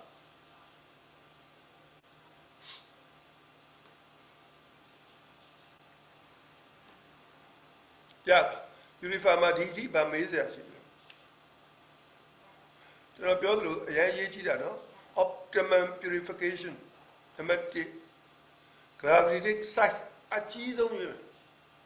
တန်းနိုင် gravity မပါတဲ့ clarifier ကိုသုံးမယ်အဲ့ဒါမှာ box space တစ်ခုလုံးကိုသူခွဲခြားမယ်အညစ်အကြေးတွေကုန်ထည့်ပြီးအားရပါခွဲလို့ရ interface ဆိုတဲ့ gravity interface level ထားလိုက်ရင်အဲ့ဒီနေသုံးရမယ့်နေရာယူရေက occupy လုပ်လိုက်မယ်သူသုံးရမယ့်နေရာနည်းသွားတယ်ဒါကြောင့် gravity size အကြီးဆုံးသုံးပါအားပါအစာချေဖို့ပဲလုပ်တော့အထက်မှာကြာထားမယ်လေအစာချေအောင်နော်ကြာထားတော့ retention period ထားဖို့ back pressure လေးနဲ့ပြန်ပိတ်ပြီးတာအထွက်ကိုပိတ်တာပဲချုပ်လုပ်တာပဲအရင်ပြန်လို့မရဘူး back pressure အများကြီးဟိုဘက်ကပြန်ထွက်သွားမယ်နော်လာတဲ့ဟာလေးပြန်လိုက်သွားတယ်နော်လာတဲ့ဆိုတာစီသက်နောက်ကိုရေလိုက်သွားမယ် back pressure အများလုံးအချင်းတော့သူအတိုင်းအစတစ်ခုပဲလုပ်လို့ရလေနောက်တစ်ခုကဘာလုပ်လဲသူကကျွေးတာသူစားနိုင်တာဂျက်ဖို့ဆိုရင်ကမဖို့ပဲတွေ့အားပါဒီကောင်အစာကြည့်တယ်နော် 1/4 of the rated capacity လို့သုံးလုံးပါတယ်နော်နောက်တစ်ခုကဘာလို့ရမလဲ separating temperature အမြင့်ဆုံးထားပြပါမြင့်လေကောင်းလေပဲဆိုတော့ရေသုံးမဲ့ purifier ဆိုတော့98ပဲသုံးလို့ရ100ဆိုရင်ရေတွေ အငွေ့ပြန်သွားမှာရအဲ့တော့ gravity ရွေးပေါ်ကအကြီးဆုံးရွေးမယ်စီရှန်နေ slash တဲ့စီကြနေနောက်ဆင့်ထပ်ပြောင်းမယ်အဲ့ဒီမှာမမဘူးကကိုလုံနေတဲ့ adjustment အောက်လို့စီယိုရာဖြစ်ချင်မှဖြစ်မယ်တခြားသောဘောင်းမပိတ်တာတို့စီးမလုံးတာတို့ကြောင့်စီယိုရာဖြစ်နေတယ်ဒါကြီးကိုပဲတော့အပြစ်တင်နေတယ်ဆရာပြောတဲ့98ထားလို့စီယိုပါတယ်မယိုစရာဘူးကိုမောင်းပြမယ်ကိုမောင်းခဲ့တယ်နော်အောက်ကလူတွေကိုပြောပြီးမောင်းခဲ့မလို့ငါလည်းပြပြတ်ခံမယ်ငါမောင်းပြမယ်နော်လောက်တက်မယ်မခက်ဘူးကိုရှိမှယူခဲ့ကိုရှိမှ90တို့80တို့85တို့ထားခဲ့မှာပဲမကြောက်နဲ့နော်ခုနအနီးတိုင်းစဉ်းစားရမယ် gravity maybe ပြန်ပြောင်းအောင်မယ်ရလားမသိဘူး temperature 98တင်ချချက်ချင်းမရဘူးစီရှယ်ရှယ်လေးအားပါရှယ်မယ်စီရအဲ့တော့မလုပ်ခင်မှာမလုပ်မယ်98ထားမယ်ဆိုရင် gravity ကိုပြန်ပြောင်းလိုက်မယ် temperature တင်လိုက်ရင်စီရဘယ်ဘက်ကိုရှယ်မလဲဆိုတော့ရေကိုစီနောက်ရေဟာစီနောက်ကိုလိုက်မလားစီရရေနောက်ကိုလိုက်မလားနော် temperature တင်လိုက်ရင်သူကပေါ့သွားမလားလေးသွားမလားပေါ့သွားမယ်ပေါ့သွားရင်ဘယ်သွားမလဲရေဟာစီနောက်လိုက်တယ်တကယ်တမ်းရလားမသိဘူးနော်ရေဟာစီနောက်ကိုလိုက်တယ်ဒါကြောင့်ဘာလို့အောင်လဲဆိုတော့ gravity side တစ်ခုကိုထပ်ပြီးတော့ကြီးပေးရကြီးလို့မှဝိုးနဲ့စီကြရင်နည်းနည်းလေးပြန်သေးပေးရလားမသိဘူးနော် gravity နဲ့ကစားပါ fluorine နဲ့ကစားလို့မရတဲ့ purifier ဆိုရင် gravity နဲ့ကစားပါ temperature 98အသေးထားပါလုံးဝမပြောင်းပါနဲ့ပြောင်းကြမလို့ပါဘူးနော်မရရင်တမောရောက်ရင်ချက်ချင်းပြောနော်ရတဲ့ညီကိုရကိုရစီရမယ်မရစီရမရတာမရှိကြဘူး98ထားကြပါတင်မော100မှာ90လောက်က85တို့90အများဆုံး92တို့နဲ့မောင်းကြနော်85နဲ့ပဲတွေ့ရများတယ်ဘာကြောင့်လဲစီရှန်လို့ဆရာတယ်ဒါပေမဲ့တခုတော့ရှိတယ်နော်ချွင်းချက်တစ်ခုရှိတယ်တင်မောအောင်နေရဘာဖြစ်လို့ temperature ကိုလျှော့ရလဲဆိုတော့ steam မလောက်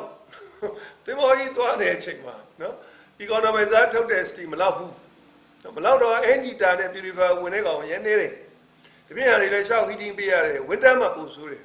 နော် winter ကြရင်တော့ကြာကိုရင်တော့ setting တွေပြန်ပြောင်းလိုက်မယ် gravity set ပြန်ပြောင်းမယ်တိုးတော့ညာလည်းမကောင်းဘူးပေါ့နော်အငြိကြီးတွေက combustion chamber တွေကိုလိုက်သွားမယ်တက်နိုင်ရင်တော့ purifier နဲ့ air heater မှာတော့အများဆုံးထားပြရမယ် air heater မှာများမှသာလျှင် injection viscosity ကိုနိုင်နင်းရအောင်သူ heating ပေးနိုင်မယ်purifier မှာများမှသာလျှင် separation ကောင်းအငြိကြီးကင်းစွာခွဲပေးနိုင်မယ်ဒါကိုကောင်းထဲမှာထည့်ပြီးတော့ကျန်တဲ့နေရာတွေနဲ့ရွှေ့လို့မရဘူးဒီမောရမ်းဆိုရင်တော့သဘောပေါက်တယ်တင်လို့မရတော့နောက်တစ်ခုကဒီမောဟောင်းရင် air heater တွေကောင်းလို့မလုပ်ဘူးနော်နှလုံးမောင်းထားတဲ့ heating မတက်လာဘူးလို့ဆိုတော့ဘလူးမ overhaul မလုပ်လို့ heater တွေကို heater ဘာလို့လဲရေရုပ်နဲ့ဖြုတ်စေရကောင်မဟုတ်ဘူးနော်ဟိုကျုပ်နဲ့ထိုးလို့မရဘူးကျုပ် brush နဲ့ဘာလို့ဆိုတော့ steam သွားတဲ့ line လေတကယ်စီသွားတဲ့ line ကိုဖြုတ်စေရတာနော်ကျုပ် net ရှိကိုအကုန်လုံးဆွဲထုတ်ရတာအဲ့မှာ slash ဂျိုးတွေခဲနေတာအဲ့ဒါကြောင့် heating မကောင်းတော့တာအဲ့တော့အလုပ်လုပ်တဲ့လူတွေတင်မောတော့ပြဿနာမရှိဘူးအရင်တော့အလုပ်မလုပ်ခဲ့ရင်တော့စုပ်ပြတ်တတ်တယ်ပါဒါကြီးကိုဆွဲထုတ်လိုက်ရတာနေတိုင်းမဟုတ်ဘာလို့လဲဟမ်ကာဗွန် remover တွေနဲ့အပြတ်လောင်းရတယ်စိန်ထားရတယ်ပြီးတော့လည်းနဲ့ပေါ်ပုံပို့စေပြီးတော့ steam jetting လုပ်ရတယ်အဲ့ဒါဆို heater ကြီးအတစ်ပြန်ဖြစ်ကုန်ရတာမသိဘူးနော်ကဲမေးစရာမရှိပါဘူးနော်အားလုံးနားထောင်လို့ကောင်းနေကြငါဘုန်းကြီးမြတ်မှလည်းတရားဟောတာနားလဲပါဗျာအေးနားလဲနားလဲတင်တော့ကြိုက်မကြိုက်မသိဘူးတော့ဟိုနော်အတင်ခဲ့တာကြာပြီ94ရဲ့တင်တာနော်ကြိုက်ကြပါလေသူများတွေတော့မသိဘူးကိုတော့ကြိုက်တယ်ကွာကိုဒီကောင်load server အခုတင်မောတွေက load server သုံးနေတော့အခါကျသူ့ရဲ့ instruction တိုင်းပြန်သွားအောင်နော်အဲ့ဒါတော့ဟုတ်တယ်ဗျာဘာမှလုပ်လို့မရဘူး98တင်လို့ရချင်မှရတော့မယ်နော်load server မှာဘာပြဿနာတက်လဲ viscosity ရနေလို့တော့ viscosity ကဘယ်ဒီဆင်းသွားလဲဆိုတော့ခုန diesel white သူဆင်းသွားရင်နော် diesel white ဘယ်လောက်ပြောထားလဲ40ပါဗျာ40ပဲပြောထားတယ်နော်40ပဲပေးရမယ်အဲ့ဒါတော့ရလားမသိဘူးတိုးတော့ low sulfur heavy white 0.9ကျော်တယ်နော်ဟို 180တို့ဘာလို့ဖြစ်တယ်ဆိုရင်နော်98ထားလို့ရပါတယ်ချို့ heavy white တွေကတော်တော်များများ20 cm stroke ထိကြားတဲ့ကောင်တွေရှိတယ်ဟိုတနေ့ကြည့်ပြန်တယောက်ဆိုပို့လိုက်ဆရာကျွန်တော်တို့ဘန်ကာယူနဲ့လောက်ပဲရလာပြီသုံးနေကြအနည်းဆုံး380သုံးတာဒီမောပေါ်ရောက်လာ20 cm stroke အဲ့ဒါဆိုရင်တော့98ထားလို့တိတ်အဆင်မပြေဘူးရဘာကြောင့်အဆင်မပြေဘူးဆိုတော့ purifier မှာပြဿနာတိတ်တက်မှာမဟုတ်တိုးတော့ service time မှာ temperature ရမ်းများမယ်ရလားမသိဘူးအဲ့ဒီဒါပိတ်ထားတော့မှာပဲ injection viscosity တိတ်ကျတယ်အဲ့တော့ဘာကောင်းမလဲ atomization ကောင်းပြီးတော့ penetration မရောက်တော့ရလားမသိဘူးအဲ့ဒါကြောင့် purifier တင်လို့မရသဘောပေါက်မလားမသိဘူး purifier 98တင် service time မှာဘာဖြစ်နေမလဲအနည်းဆုံး90လောက်ရှိမယ်ဒီကောင်ကို60လောက်ပေးမှပဲ injection ကောင်းမဲ့ကောင်90ရှိနေကောင် heating လည်းမပေးဘဲနဲ့ဒီကောင်90လည်းဖြစ်ကောဒီကောင်ရဲ့ viscosity injection viscosity 10လောက်ကျသွားမယ်လိုချင်တာ14လောက်လိုချင်တာ10ဆိုရင်ရမ်းကျဲတယ်ကျဲရပါကောင်းလဲ atomization ကောင်းတယ်သို့တော့ penetration ကျတော့မကောင်းတော့ combustion ချိန်မှာအနှံ့စီမရောက်ဘူးမရောက်တဲ့အခါကျတော့ပြဿနာတက်တယ်အခုဒီ class က MEK သိမ့်မသိအောင်နော် GK သဘောမျိုးလောက်တင်တယ်ကျွန်တော် MEK ကိုလည်းရန်အလေးတာတယ် MEK က knowledge နော်အရင်ရေးကြည့်တယ်ဒါပါကျွန်တော်သင်ပေးကြတော့ပေါ့နော်အခုကတော့ဒီလုပ်လေးပဲတော့ပြအောင်တော့ကြအောင်နော်ဒါဆို okay ဆိုဆက်မယ်ဆိုတော့ဒါလေးပဲခါဆက်နော် gravity index ပြီးသွားပြီဆိုတော့ဒီမှာသူက2စမ်းတဲ့တော့ကြောင့်သူအများကြီးရေးထားပေးတယ်နော်တိုက်ရိုက်ကြီးဆွဲလို့ရအောင်နော်သူကရေးထားပေးတယ်အဲ့ဒါတွေကိုကြော်သွားအောင်ကြော်ချပြီးတော့ဘယ်သွားမလဲဆိုတော့နော်ထားတော့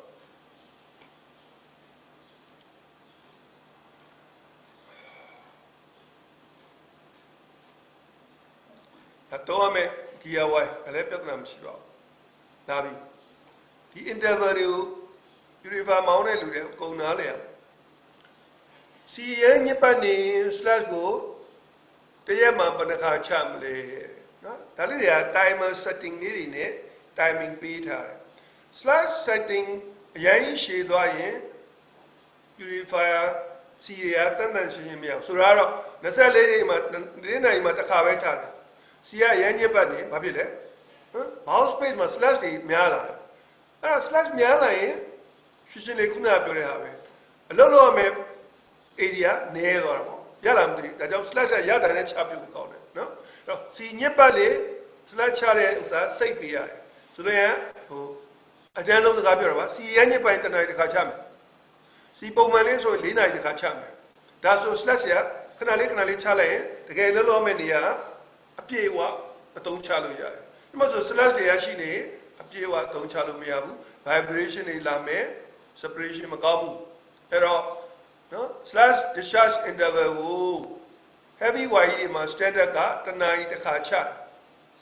ရလားမသိတွေ့လားမသိအဲ့တော့မိနစ်60တစ်ခါပေါ့ဒါလေးရရှင်းပါတယ်ရတယ်နော်ဟို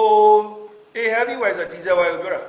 diesel wire လောက်ရမယ်နော်မနေ့ကပြောပြီးပြီနော် diesel wire လောက်မယ်ဆိုရင်တော့ပါလေ2နာရီတစ်ခါချဒါပုံမှန် standard ဖြစ်တယ်နော်တစ်နာရီတစ်ခါ slash ချဒါပုံမှန်ဖြစ်တယ် slash ချရင်ဒီကကောင်တွေကစီပြောက်မသွားဘူး slash လည်းချမယ်လို့ကော inlet valve automatic ပိတ်လိုက်တယ်သူကနော် inlet valve ဘာလို့လဲ recirculating ပေးပြီးတော့ slash ချရလားမသိဘူး partial ဒီ slash ဆိုရင်လုံးဝတော့စီမပြောက်စီရော့မသွားဘူးနော်ထားလိုက်ပါတော့ဒါလေးသဘောပေါက်ပြီဆိုရင်ကျွန်တော်တို့က operating water လာပြီနော်ဘယ် purifier ဆိုမောင်းရင် operating water ကို solenoid နဲ့ပဲပြီးတယ်အဲ့ဒါတော့ကဘာနဲ့ purifier မောင်းတဲ့ဟာများအကုန်လုံးဒါပဲနော်ဒီခေတ်မှာပြောတာရင်ခေတ်ကမရှိဘူးလက်နဲ့လှည့်ပြနော်ရေပါကိုလက်နဲ့လှည့်ဖုံးဆိုပြီးလည်းပြန်ပိတ်ဒီ slash လောက်တာလေပြီးတော့ရေဖြစ်ရင်အပေါ်တွေကောက်ကြီးနဲ့ရေတွေဖန်တယ်ကိုရေတွေကြောက်ဖြစ်ဒီခေတ်မှာဒါတွေအကုန်ပြောက်သွားတယ်ဘာမှမရှိတော့ okay အဲ့တော့ operating water ဆိုတာဘာတွေခေါ်လဲဆိုတော့ operating water for valve opening နဲ့ valve closing sealing water for interface အတွက်ကိုဖြည့်တာ replacement water ဆိုတာဘာလဲဆိုတော့ရေတွေသုံးနေတဲ့ sealing water တွေရော့သွားရင်ပြန်ဖြည့်ပေးတာအဲ့လိုပဲ valve closing မှာလည်းပဲလိုရင်ပြန်ဖြည့်ပေးတာ regulating water နဲ့ washing water ကတော့လူပွိုင်ကြမှာသုံးတာနော်လူပွိုင် water washing သုံးပြီးတယ်နော်ဒီမှာနော် okay ပုံမှန် water detector မပါတဲ့ subjector တိုင်းဒီ3ခုရှိရပါတယ် solenoid valve 1 solenoid valve 2 နဲ့ solenoid valve 3ဖြစ်ပါတယ် solenoid valve 1 is normally for the valve opening out chamber ကိုထည့်ပြီးတာဟိုတနေ့ကပြောသလိုလေ one the alcohol ye piro a poa poucha.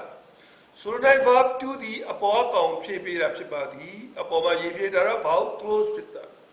So I verb 3 are of toilets rodima, sealing water, replacement water, ne washing water, it was up to hope one in telecom, no? If I hope combo one in telecom, I count to her.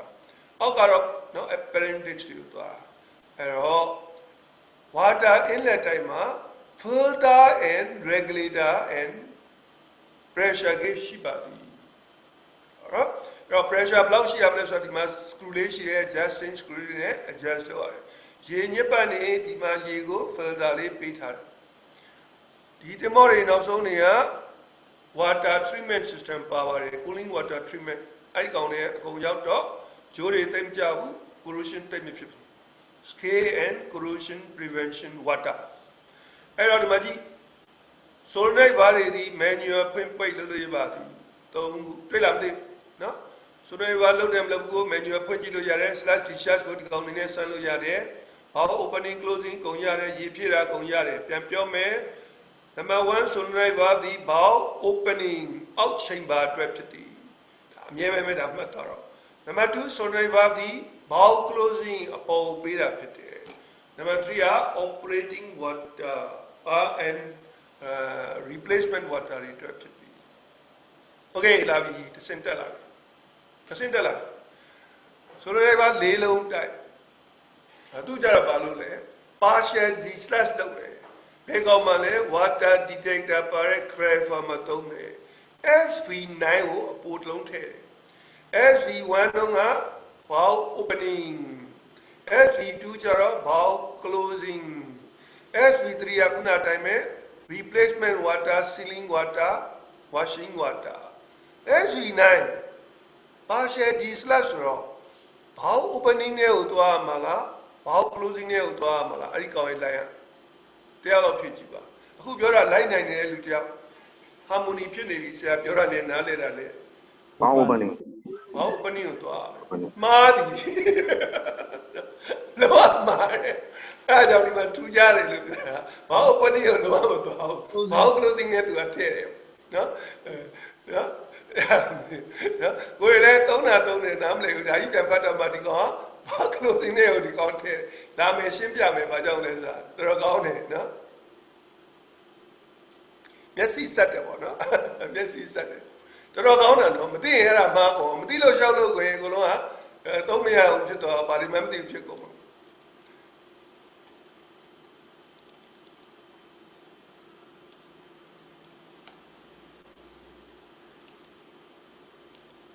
Okay, no?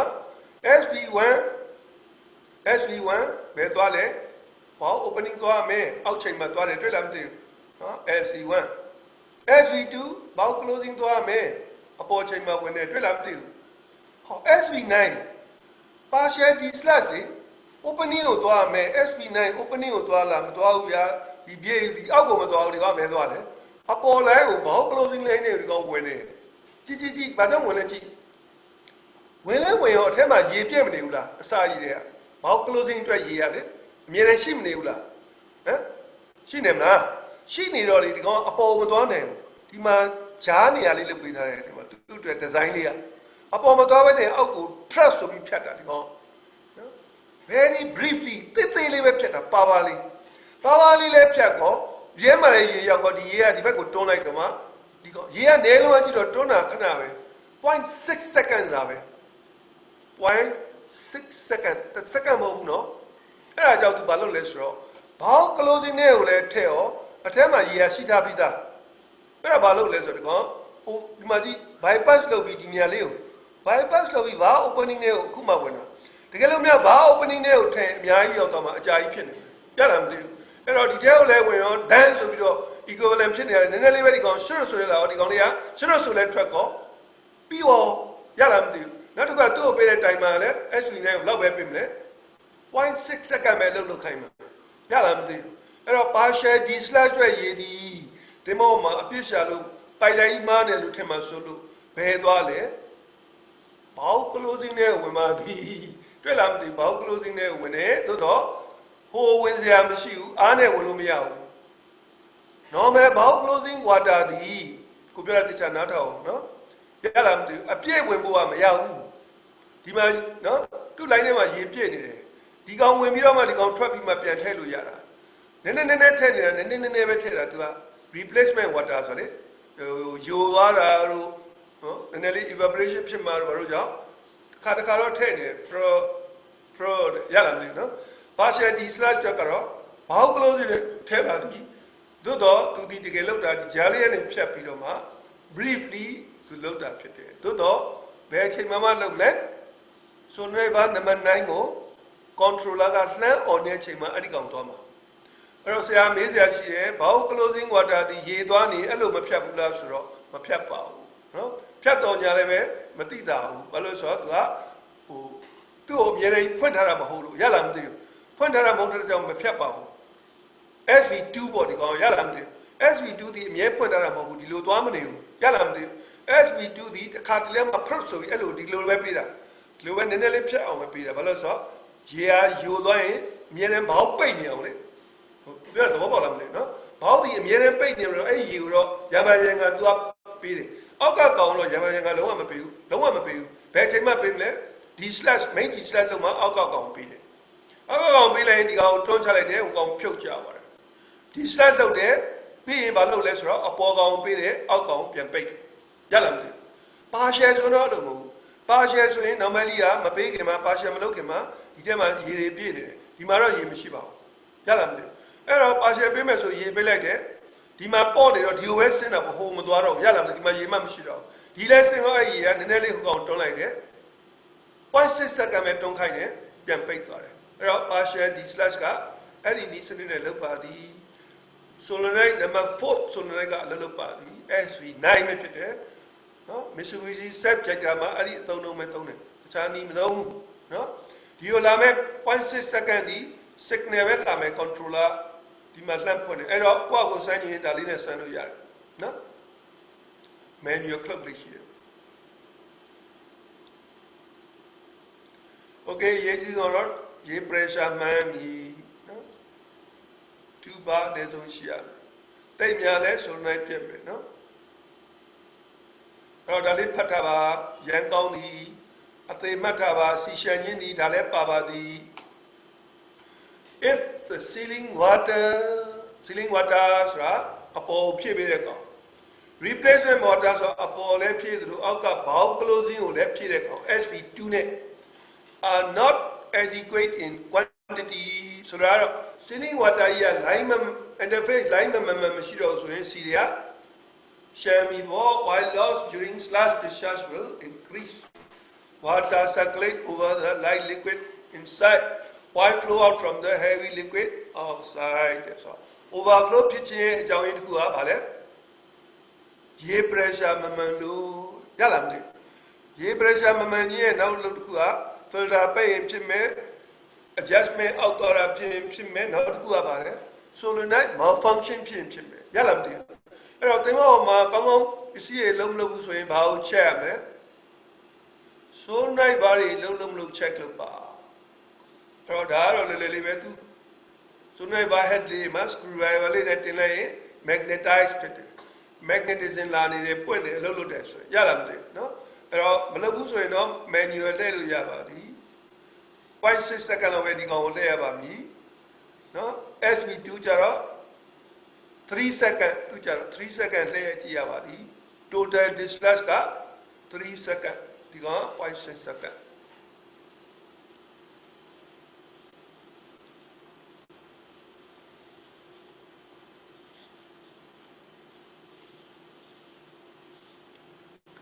partial discharge ကဘယ်လောက်လဲ 0.6 second timer ရှိတယ်အဲ့ timer ဘယ်မှာရှိမလဲဆိုတော့ control panel box မှာရှိတယ် purifier နာ control panel မှာ timer 0.6 လောက်ထားရနော်အဲ့ဒါလေးတစ်ချက်ချိန်ပြရတယ်တော့ adjusting screw ရှိတယ် pressure gauge ရှိတယ်အနည်းဆုံး 2.5 ကိုရအောင်ပြန်ချိန်နော်ဒီ solar တွေကောင်းမကောင်းစေရေကောင်းမကောင်းဘယ်လိုစေရလဲရေလာမလားဘယ်လိုစစ်မလဲအဲ့ဒါရေးကြည့်ရနော်ဒီတိုင်းစစ်ပါနဲ့ဘာလုပ်မလဲပိုက်ကိုဒီကောင်ဟို PVC ပိုက်လေးတွေနော် အဲ့ပိုက်လေးတွေကို connection လေးတွေပြန်ဆွတ်ထားတာပေါ့ဆွဲဖြုတ်ပြီးတော့ရေပုံးလေးတွေမှာထားပြီးမှဒီကောင်ကိုဒါကို manual ဖွင့်ကြည့်ရေဘယ်လောက်ကြာလဲစမ်းလို့ရလားမသိဘူးနော်ဒီတိုင်းဆိုင် gear wire တွေကို gear တွေကိုရေတွေကြာမှာဆိုလို့ purifier မောင်းမနေပဲဆိုင်လေနော် purifier ရက်ထားပြီးဆိုင် gear wire တွေရေတွေကြာမှာဆိုလို့နော်တော်တော်လေးပြည့်စုံပါတယ်မောလိုက်တာ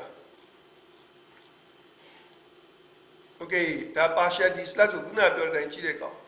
နော်တိတ်များသလားပုံမှန်လားနည်းသလား measuring လုပ်တာနော်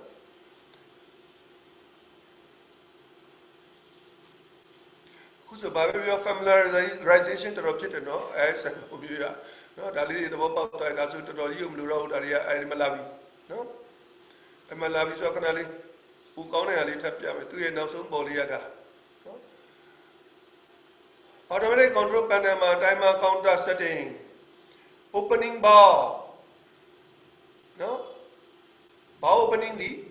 3 seconds ဆိုတာဗာလဲ total dislodge ဘာကိုအပြည့်ဖွင့်တာလဲတွေ့လားမသိဘူး opening bar partial ဘယ်လောက်လဲ 0.6 second ဒါ timer တွေမှာချိန်ထားတာ timer တွေကအထဲမှာပြန်ကြည့်ဖို့ပဲကောင်း timer လည်းရေးထားမှာပါနော် timer နံပါတ်တွေရေးထားတယ်ဒီမှာနော် timer နံပါတ်တွေရေးထားတယ်ကြည့်ဖို့ T001 ရလားမသိနော် T011 တို့ timer နံပါတ်တွေပြန်ကြည့်ဒါတွေမှန်နေရမယ် okay တော်တော်အဆင်ပြေပါတယ်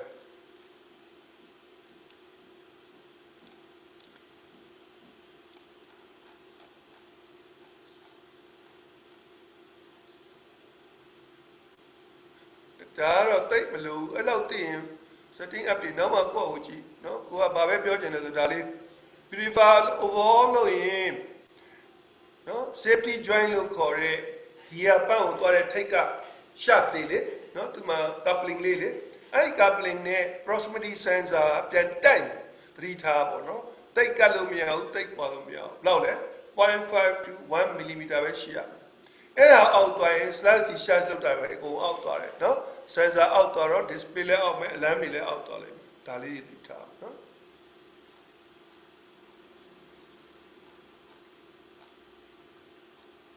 အဲ့တော့တော်တော်လေးကောင်းပါတယ်ကိုကတော့တော်တော်ကြိုက်တယ်ကိုတင်တာနားထောင်တယ်လို့ကြိုက်မကြိုက်တော့မသိဘာလို့ကိုရေးကြည့်တာတွေပဲကိုတင်သွားမယ်နော်စဉ်းစားရတယ်ဒါလည်းပြောပြီးပါပြီနော် water detector သုံးမယ် clarifier ဆိုဒီမှာ pressure sensor ပါသည်နော်ဒါ shut off valve ဒါ pressure gauge ဒါ back pressure valve နော်ဒီကောင်နဲ့ပုံမှန်ချိန်လို့ရပါသည် okay operation တော့မယ်မနေ့ကကြာမှ maintenance နော်အရေးကြီးတဲ့ပိုင်းလေးလာမယ်နော်အဲ့တော့ဆရာတော့ပြောနေတာဟုတ်ပြီ purifier ဘယ်လိုမောင်းအောင်လဲဆရာ okay မောင်းပြကြမယ်နော် purifier မောင်းမြည်နည်းနည်းလေးလိုက်ပြီးတော့လေးလာကြည့်ပါဆရာတို့ purifier မောင်းညမည်အဲ့တော့ operation နော် purifier စမောင်းတော့ဒီမှာရောက်ပြီး purifier မမောင်းတတ်ဘူးဆိုရင်ဖြစ်အောင်ခေါင်းထဲမှာနည်းနည်းလေးထည့်မယ်မမောင်းဘူးတဲ့လူတွေကပေါ့မောင်းဘူးတဲ့လူတွေပြဿနာမရှိပါဘူးနော်အဲ့တော့အဓိကဘာလဲဆိုတော့ purifier မောင်းမယ်ဆိုရင်တော့လွယ်လွယ်လေးအမှန်ဆုံးကဘာလုပ်ရလဲဆိုတော့အဲမှာ gear wire ရှိမရှိကြည့်ရတယ်ကိုလို junior ဘွားတွေကလုပ်ရတယ်လို့နော် gear wire ကိုကျူးပြဲကြည့်ရတယ် okay gear wire ရှိရင် brake ဖန်ထားသလားဆိုကြည့်ရတယ် okay brake မဖန်ထားဘူးရပြီနော် okay အားလုံးတိုက်ထားပြီးသားတကယ်ဖြစ်လားနည်းနည်းပြန်ကြည့်ပေါ့အားလုံးကလုံလောက်စွာ proper tightening နဲ့တိုက်ထားပြီးသားဖြစ်ဒါဆိုမောင်းလို့ရပြီလားမောင်းလို့ရလာပြီနော်အဲ့တော့ဘာလုပ်လဲဆိုတော့ဒီကနေ့စမောင်းရင်တော့ flashing လုပ်ရတယ်နော်ရေလိုင်းတွေကိုဖြုတ်ပြီးတော့ရေတွေထုတ်ချပြရတယ်နော်ဒါတွေကတော့မဆိုင်ဘူးခုနကပြောလို့ဟုတ်ပြီဟုတ်ရင်တဲ့ purifier ကိုတကယ်တော့ဒါလေးတွေစမ်းခိုင်းတယ်ဒါပေမဲ့အဲ့လောက်ထိမလိုသေးဘူးဗျကျွန်တော်စမောင်းတာလေးပဲသွားမယ်ခေါင်းမလျှော့နော်စမ်းခိုင်းတာတွေမသွားနဲ့ဘူး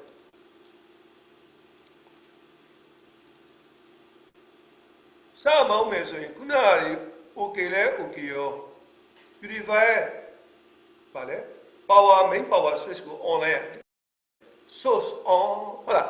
ဆိုလဲ on သူမှာ purifier မှာ starting တခုရှိတယ် purifier on တခု auto start စီပေးတာမဟုတ်ဘူးเนาะ starting လို့ purifier စလဲလေကားသားမှာနည်းနည်းလေးတုံရင်တုံမယ်ဒါပေမဲ့အရင်တော့လေကားသားမှာအတန်ကိုနားထောင်အောင်မယ် vibration ကိုနားထောင်အောင်မယ် vibration အရင်မရှိရဘူးနောက်တစ်ခါအတန်ကိုကအတန်နေမကြောက်ငြိမ့်နေငြိမ့်လေးသွား နောက်ဆုံးတစ်ခုကနောက်ဆုံးတစ်ခုက purifier 9မိနစ်ကနေ10မိနစ်အတွင်းမှာ2400 rpm ဆို2400ကိုရောက်ကိုရောက်အဲ့ဒါအရေးကြီးတယ်နော် purifier speed မမှန်အလုပ်လုပ်တာမှားဝိုင်းမလုပ်တော့အဲ့တော့ purifier speed ကို9မိနစ်သို့မဟုတ်10မိနစ်အတွင်းမှာရောက်10မိနစ်ကျော်သွားရင်ပြန်ရက်တစ်ခုမှန်းနေလို့ပဲဒါမမောင်းခင်မှာအရေးကြီးဆုံး purifier မသုံးခင်မှာအရေးကြီးဆုံးမောင်းပြီးတော့လေနော်အတန်ပိုကားအတန်မကြောက်ဘူး vibration မရှိရဘူးမောင်းလိုက်လို့ rpm အတိအကျသည်10မိနစ်တည်းမပိုအောင်တော့9မိနစ်အတွင်းမှာ speed ရဆိုတော့9မိနစ်လောက်မောင်းပြီးနောက်ထပ်9မိနစ်ဘာလို့မောင်းအောင်ဆိုတော့ multi monitor အလုပ်လုပ်အောင်10မိနစ်မောင်းမှလို့ပြောထားတယ်လေနော်ပြီးတော့မှစီလွတ်မှာတော့ပြီးတော့မှစီလွတ်မှာ okay အားလုံး okay ပြီ okay တော့ရပ်ပေါ့နော်စီလွတ်မယ်ဆိုဘယ်လိုလွတ်လဲနော် automatic control panel မှာခုန online တယ်ပြီးတော့မှ starter မှာ start လုပ်မှာ start လုပ်တော့မှဒီကောင်ဘာလုပ်မလဲ purifier on ပြီးသားနော် purifier on တဲ့အချိန်မှာဘာဖြစ်နေလဲဆိုတော့ CR လာနေပြီနော်ဒီ A ကနေလာနေပြီနော် CR A ကနေလာနေပြီလာပြီးတော့ဒီဘာကိုဖွင့်ရမယ်အရင်ဆုံးနော်အရင်ဆုံးတော့မယ်လား filter ဆေးပြီးသားဖြစ်ရမယ် C inlet ပါဒါ main inlet ပါရပြီနော် filter ဆေးပြီးသားဖြစ်ရမယ် V7 ဖွင့်ရမယ်ပန့်နေပြီမောင်းလာပြီ heater လည်းဖြတ်တယ် starting auto starting စီမပေးသေးတဲ့အတွက်ကြောင့် three way ဘာကြီးကနေပြန်လေတယ်တွေ့လားမသိဘူးအဲ့ဒါကကြဘာလို့ ရလဲဆိုတော့ဒီကိုပြန်သွားစေချင်တာဒီကိုလဲချင်တာ V8 ဖွင့်ထားရတယ်ဟုတ်လားအဲ့တော့မောင်းသာသားမှာဘာဖြစ်မလဲစီမပေးသေးပဲနဲ့ဘာပိတ်ထားမယ် V5 ပိတ်ထားရမယ်ဒီကောင်လည်းပိတ်ထားပြီးသားဖြစ်တာပါနော်ပြီးတော့ဘာဖွင့်ရမလဲV6 လည်းမဖွင့်လဲရတယ်အရေးကြီးတာ V7 ဖွင့်ရမယ် C inlet V7 ဖွင့်ပြီးတော့ဘာလုပ်မလဲဒီကောင်ကြီးကဒီလိုပဲလဲတာသိမယ် V8 ဖွင့်တော့မှဒီလိုလဲပြီး temperature ဖြည်းဖြည်းတက်လာတာ98ရောက်တော့မှကိုယ်က start ဆိုပြီးနှိပ်တာရလားမသိဘူးနော် heater တွေစ online 98တက်မတက်ဘူးလေနော်ဒီလိုသွားပြီးဒီမှာ temperature 98လဲရတော့ဒီမှာ starter panel မှာ auto start ဆိုပြီးတော့နှိပ်ချလိုက်ရင်ဒိုင်းဆိုပြီးဒီကောင်ဖွင့်ပေးလိုက်တယ်ဖွင့်လိုက်တော့မှ V5 က control လုပ်တော့မှအဲ့ဒါ feed rate ကို control လုပ်မှ V5 နဲ့လုပ်ပါသည်ညကြီးတမောပေါ်ကြတယ်လို့နော်အဲ့တော့3000 liter power ဆိုဒီကောင်နဲ့လုပ်ပါသည်ရလားမသိဘူးနော်လုပ်ပြီးတဲ့အခါကျတော့ V6 နဲ့ပြန်ပြီးဘာလုပ်လဲဆိုတော့ pressure ကို adjust လုပ်တယ် back pressure ကိုလေနော်ရလားမသိဘူးနော် V6 နဲ့ adjust လုပ်တယ်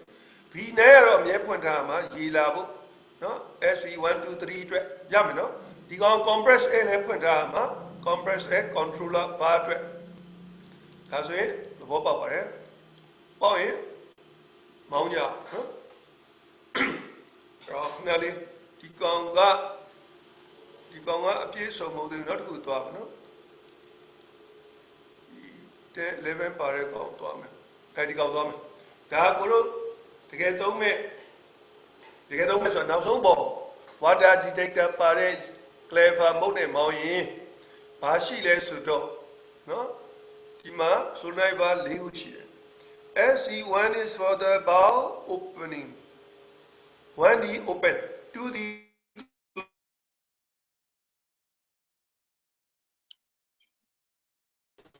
3 the replacement water လွယ်သွားပြီဟုတ်ဘာလို့လဲ V9 ဒီရေဝင်တဲ့ line ဖြစ်လို့နော် V9 ဒီမြဲဖွင့်ထားအောင်အဲ့လိုပဲနော်ဒီကောင်လဲ C ဖွင့်ထားရမယ် compress air ဒီမှာ drain လုပ်ကြည့်နော် compress air မြဲဖွင့်ရမှာနော်ရလားမသိဘူးနော်9 bar 10 bar တိရတယ်ဒီကောင် okay water detector ပါတယ်လာပြီ V6 ဆိုတာရှိတယ် V7 ဆိုတာရှိတယ်နောက်တစ်ခါ V5 ဆိုတာရှိတယ် V10 ဆိုတာရှိတယ် V8 ဆိုတာရှိသလို V12 နဲ့ V11 ဆိုတာရှိမခက်ဘူးနော်မခက်ဘူးပြန်ကြည့်အဲ့တော့ခုန V9 ဒီရေပါမြဲဖွင့်မယ် V6 ဒီ10နဲ့ကိုပြန်သွားတဲ့ပါသို့တော့သူဒီ back pressure သုံးလို့ရတယ်ပါဟုတ်တယ်နော်ပြီးတော့ V7 ဒီ inlet line feed line မဟုတ်သေးဘူး feed line မဲ့တမဲ့ adjust လုပ်တာမဟုတ်သေးဘူးအဲ့တော့ V7 ကဝင်ဒီရတယ်နော် gear pump နဲ့ကိုဖြတ်သည် heater on ထားသည် heater တွေကိုသွားသည် normally bypass ဖြစ်ပြီးတော့ V8 ဖွင့်ထားသည်အဲ့လိုလဲနေမယ်ရပြီနော် V10 ဖွင့်လို့ရပါသည် slash discharge ဖြစ်ဒီ V10 ရနော် slash ကြတာ overflow ဖြစ်ရင်တီးမဲ့ကောင် V12 နဲ့ V11 က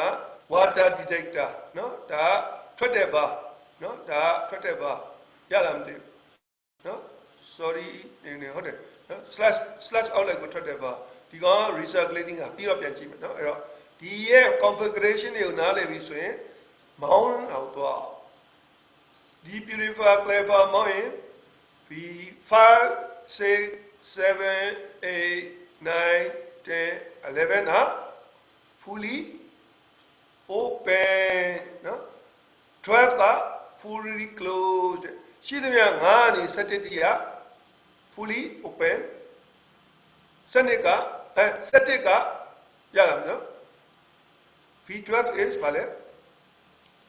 V12 is fully open and တလား 11 dot စသချင်းတော့ဘာလုပ်လဲဆိုတော့ခဏလေးကြည့်လိုက်5 6 9 10 17 fully open နဲ့စနစ်ကိုခဏ close လဲစနစ်ကဘာမှရှိလဲဆိုခုနပြောတဲ့အောက်ကိုဆင်းတဲ့ကောင်နော်ခဏလေး17ဒီကောင် recirculating ဒါမောင်းမောင်းချင်းမှာစနစ်ကိုဘာလုပ်ထားလဲ close လုပ်တာထားလိုက်အောင်အဲ့တော့ဘာလုပ်လဲဆိုတော့5 6 9 10 17အဲ့တော့9ကိုဖွင့်နေဆိုတော့9ကိုfully open ဟုတ်လားမသိဘူးနော်ကြည့်လေမဘာလုပ်ခိုင်းလဲ fully open 5ရေ6ရေ9ရေ10ရေ9ရေ10ရေ17ရေ fully open စမောင်းမယ်ဒီလေတကယ်တမ်းဘယ်သွားမလဲဆို9ကသွားတယ်9 open ရပြီနော်10 open ရပြီနော်ပြီးတော့9 open ရပြီနော်ပြီးတော့10 open ပြီးတော့ပြန်ထွက်มาဖြစ်တဲ့တော့6လည်း open 9လည်း open အဲ့တော့9ပြန်သွားမယ်နော်9 6 9 10နော်9 10 open မဖြစ်ဘူးလားရရနော်ပြီးတော့17သူ open လုပ်ခိုင်းတာတယ်ပြန်ကြ17 open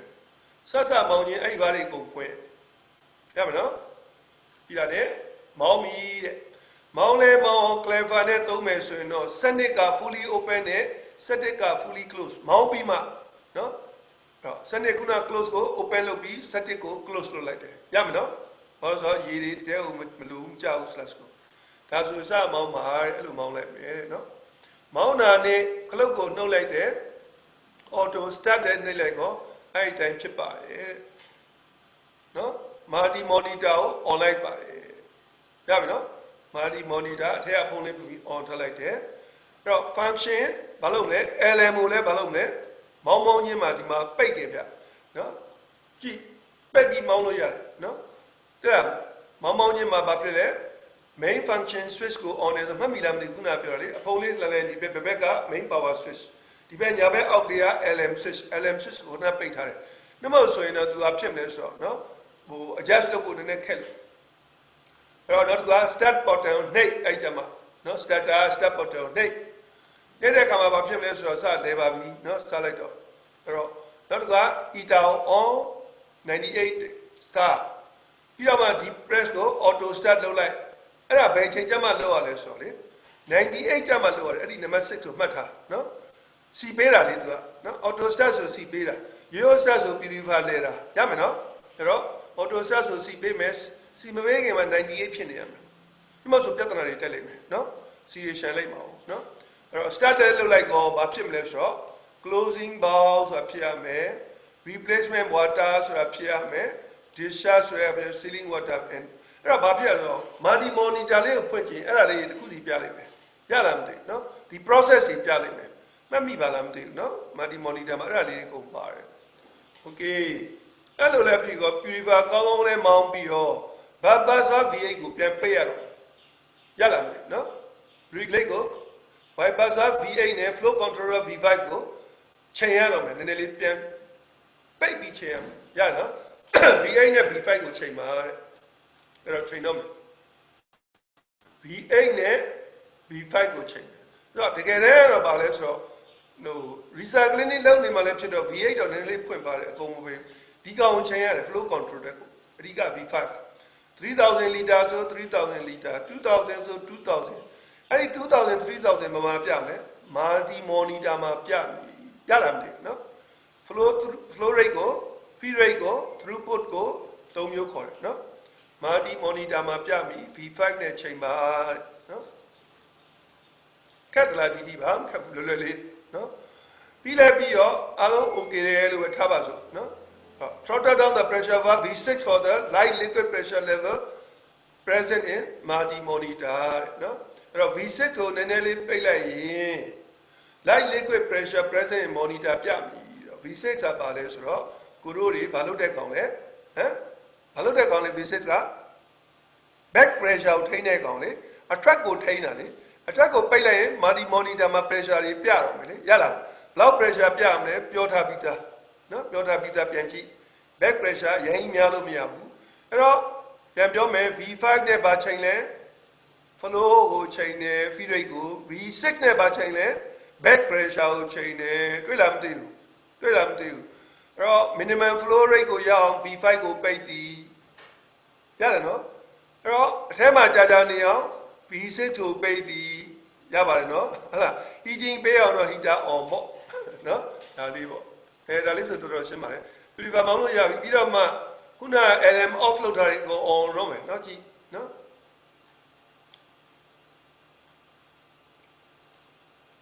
အဲ့မှာ adjust the circling line pressure 0.1 ဖြစ်အောင် valve V12 နဲ့တခါ circling line ကိုပြန်ချိန်သေးတယ်နော်ဒါကတော့ဒီမှာ V12 လေးနဲ့ပြန်ချိန်တယ်နည်းနည်းလေးနော်ဒီကောင်လေးကိုအနီလေးလေးဟိုမှာပြထားပြီးရင်တော့ဘာလေးလေနော် pressure gauge ခုရှိတယ်ဘာလေးတစ်ခုရှိတယ်အဲ့ဒီဘာလေးနဲ့ပြန်ချိန်တယ်ဒီကောင်ကတော့ဒီ water detector အတွက်ချိန်တာနော် 0.1 ပဲချိန်တယ်နော်အဲ့ဒီကောင်လေးကိုနော် 0.1 ရမှကျန်တာလေ 0.1 millipascal နော်ဒီကနေ့1 bar ဟာလားနော်ချိန်ပါပြီးတော့မှ multi monitor မှာရှိတဲ့ multi monitor switch off to on လုပ်လိုက်ပါရရနော် LM switch ကိုလည်းခုနကလုပ်ထားလဲ off လုပ်ထားတာကိုအဲ့ကျမှ on ပါတကယ်တည်းအဲ့ဒါ proper procedure သင်္ဘောတွေမှာကိုတွေ့နေအကုန်လုံး on ထားပြီးမောင်းနေတာရလားမသိဘူးနော်ရလားမသိဘူးအဲ့လိုပြန် on တော့ on ရနော် off လုပ်လို့မရဘူးနော် on မောင်းပါပြီးတော့မှ discharge director LM output switch အထက်မှာရှိရလေပထမပြပြီးအဲ့ဒါလည်း on ပါတွေ့လားမသိအကုန်လုံး on ထားရမှာပဲပြီးတော့မှနော်ပြီးတော့မှ stop လုပ်မယ်ဆိုရင်တော့ auto stop နှိပ်လိုက် emergency ဆိုရင် emergency stop နှိပ်လိုက်ဒါဆိုရင်တော်တော်လေးအဆင်ပြေပါတယ်နော်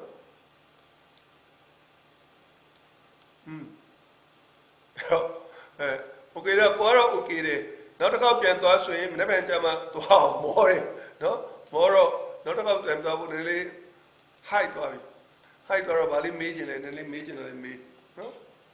မနေ့ပြန်စနိုင်ွယ်ပြန်သွားမည်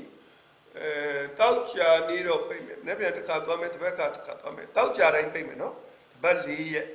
ကဲနော်စနိုင်ခွဲအဲ့တော့ဒီအပတ်မှာတော့ purifier ကိုတပ်ပနာမောင်းဆုံးနော်အကုန်ဖြစ်သွားအောင်ဆော်ထလိုက်မယ်နောက်ပတ်ကိုဒီပြန်ဆက်သွားဖို့သွားမယ် fresh water generator မှန်ထားတယ် fresh water generator ကတစ်ခါလေချင်းပြရအောင်လဲပါတယ်မောင်းတတ်တာတော့ကလေးလည်းမောင်းတတ်တယ်နော်နော်ရေအတွက်ကက်ပတိန်နဲ့စကားများကြပြီဆိုတော့ fresh water generator လေးသွားကြအောင်နော်ဒီကောင်လေးလည်းကောင်းပါတယ်နော်တော်တော်လေးကောင်းတယ်ဟိုတကယ်ဟို principle တိုင်း theory တိုင်းမောင်းတတ်အောင်အခုဒီ sofa operation တွေကြီးပဲကုန်ပြောသွားတယ်နော်လုံးဝ subjector မသုံးဘူးတဲ့လူလည်းရှိမယ်မျက်စိလေးနားလေးကြားပြီးတော့ familiar ဖြစ်သွားတယ်သုံးမှုကျန်းကျန်းညင်ညင်သုံးတဲ့လူရှိတယ်ပိုနားလေသွားတယ်ပိုကျွမ်းကျင်သွားတယ်ဒီဟာလေးတွေဘယ်လိုလဲဆိုတာနော်အဲ့ဒီအတွက်သွားတာရွယ်ကြလေးကောင်းကောင်းလေးနဲ့သွားတာအခုနော်တန်ကြီးခံပြီးတော့နားထောင်ပေးတဲ့အတွက်ကျေးဇူးအများကြီးတင်ပါသည်နောက်တစ်ခုကဆွေးနွေးမယ်ဆိုရင်ပို့ပြီးကျေးဇူးတင်ပါသည်လောက်ကြပါနော်ဆွေးနွေးကြပါကျွန်တော်ကြုံခဲ့တာလေးတစ်ခုပဲဆိုဟိုပြောကျွန်တော် purifier မောင်းတော့တာဆက်ချုပ်ကကျွန်တော် clear ပြောင်းခိုင်းတယ်အဲ့ဒါကျွန်တော်လည်းစာအုပ်တေချာမဖတ်ဘဲနဲ့ပြောင်းလိုက်တာအဲ့ multimedia က switch လေးပြောင်းဖို့ကြံသွားအာစီကဘာလမ်းမလာပဲနဲ့ select တန်15တင်လောက်ရောက်သွားတယ်အဲ့ဒါပဲသတိထားမှာအဲ့ဒါပဲမအော်တိုင်းအလမ်းမမီတော့လေခொနည်းလည်းမရတော့ purifier လည်းမရတော့တော်တော်ပြောတာဒါတကယ်ကောင်းတာနော် ဒါတကယ်ကောင်းတဲ့ဒီဟာလေးကအရန်တမိုးရှိတဲ့ကိုထုံးအောင်ပြောလိုက်တာလေးကနော်အဲ့ဒါလေးသတိထားရမှာပြောပါနော်စကားတွေပြန်သုံးလို့မရတော့ဆလက်ချက်တော့လေဟုတ်တယ်မလား ဆရာရောက်ပါတယ်ဟုတ် ကန်ကောင်းတာလူပွိုင်မဟုတ်လို့ရန်ကန်ကောင်းတာနော်လူပွိုင်လာဆိုရင်သေပြီးချင်းမြန်ခေါင်းချောက်ပြီးရေးလဲသွေးပြီးအဲ့တော့အကိုလည်းအပြစ်တင်ရသူခဲတနာစရာကောင်းပါအဲ့ဒါဒီကအပြစ်မဟုတ်ဘူးဒါမမောင်းဘူးတဲ့လူမသိဘူးလေအထက်ကပိတ်ထားလားဖွင့်ထားလားမသိဘူးအရင်လူပိတ်ခဲ့တယ်တချို့တွေကအကုန်ဖွင့်ထားတာအကုန်ဖွင့်တဲ့သိမကောင်းဆို setting လုပ်ဖို့လေနော်အဲ့တော့ကိုကဘာလုပ်အောင်လဲဆိုတော့အဖုံးလေးဖွင့်ပြီးတော့အကုန်လုံး on တင်သလားမ on တင်လားအခုခုနကကိုဆွေးသွားတဲ့ဟာလေးပြန်ကြည့်မခက်ပါနော်တကယ်လို့များတောင်းဆိုရင်ကိုတို့ဒီ class ပြီးတစ်ခါပြန်သွားပြီးမယ်နော်အခုကတော့နှစ်ခါလောက်ကတော့ပြင်မလို့နော်အဲ့တော့ပြန်တောင်းဆိုရင်ဒါလေးပြန်သွား operation ရေးကြည့်တယ်ဒီကောင်တွေက for finding ကသူ automatic သွားတာနော်ရန်ကောင်းတယ်တွေ့လားမသိဘာဖြစ်ရင်ဘာဆိုတာပြတယ်ကိုတော်တိတ်လိုက်ဆရာမလို့တော် operation မှာနည်းနည်းလေးကို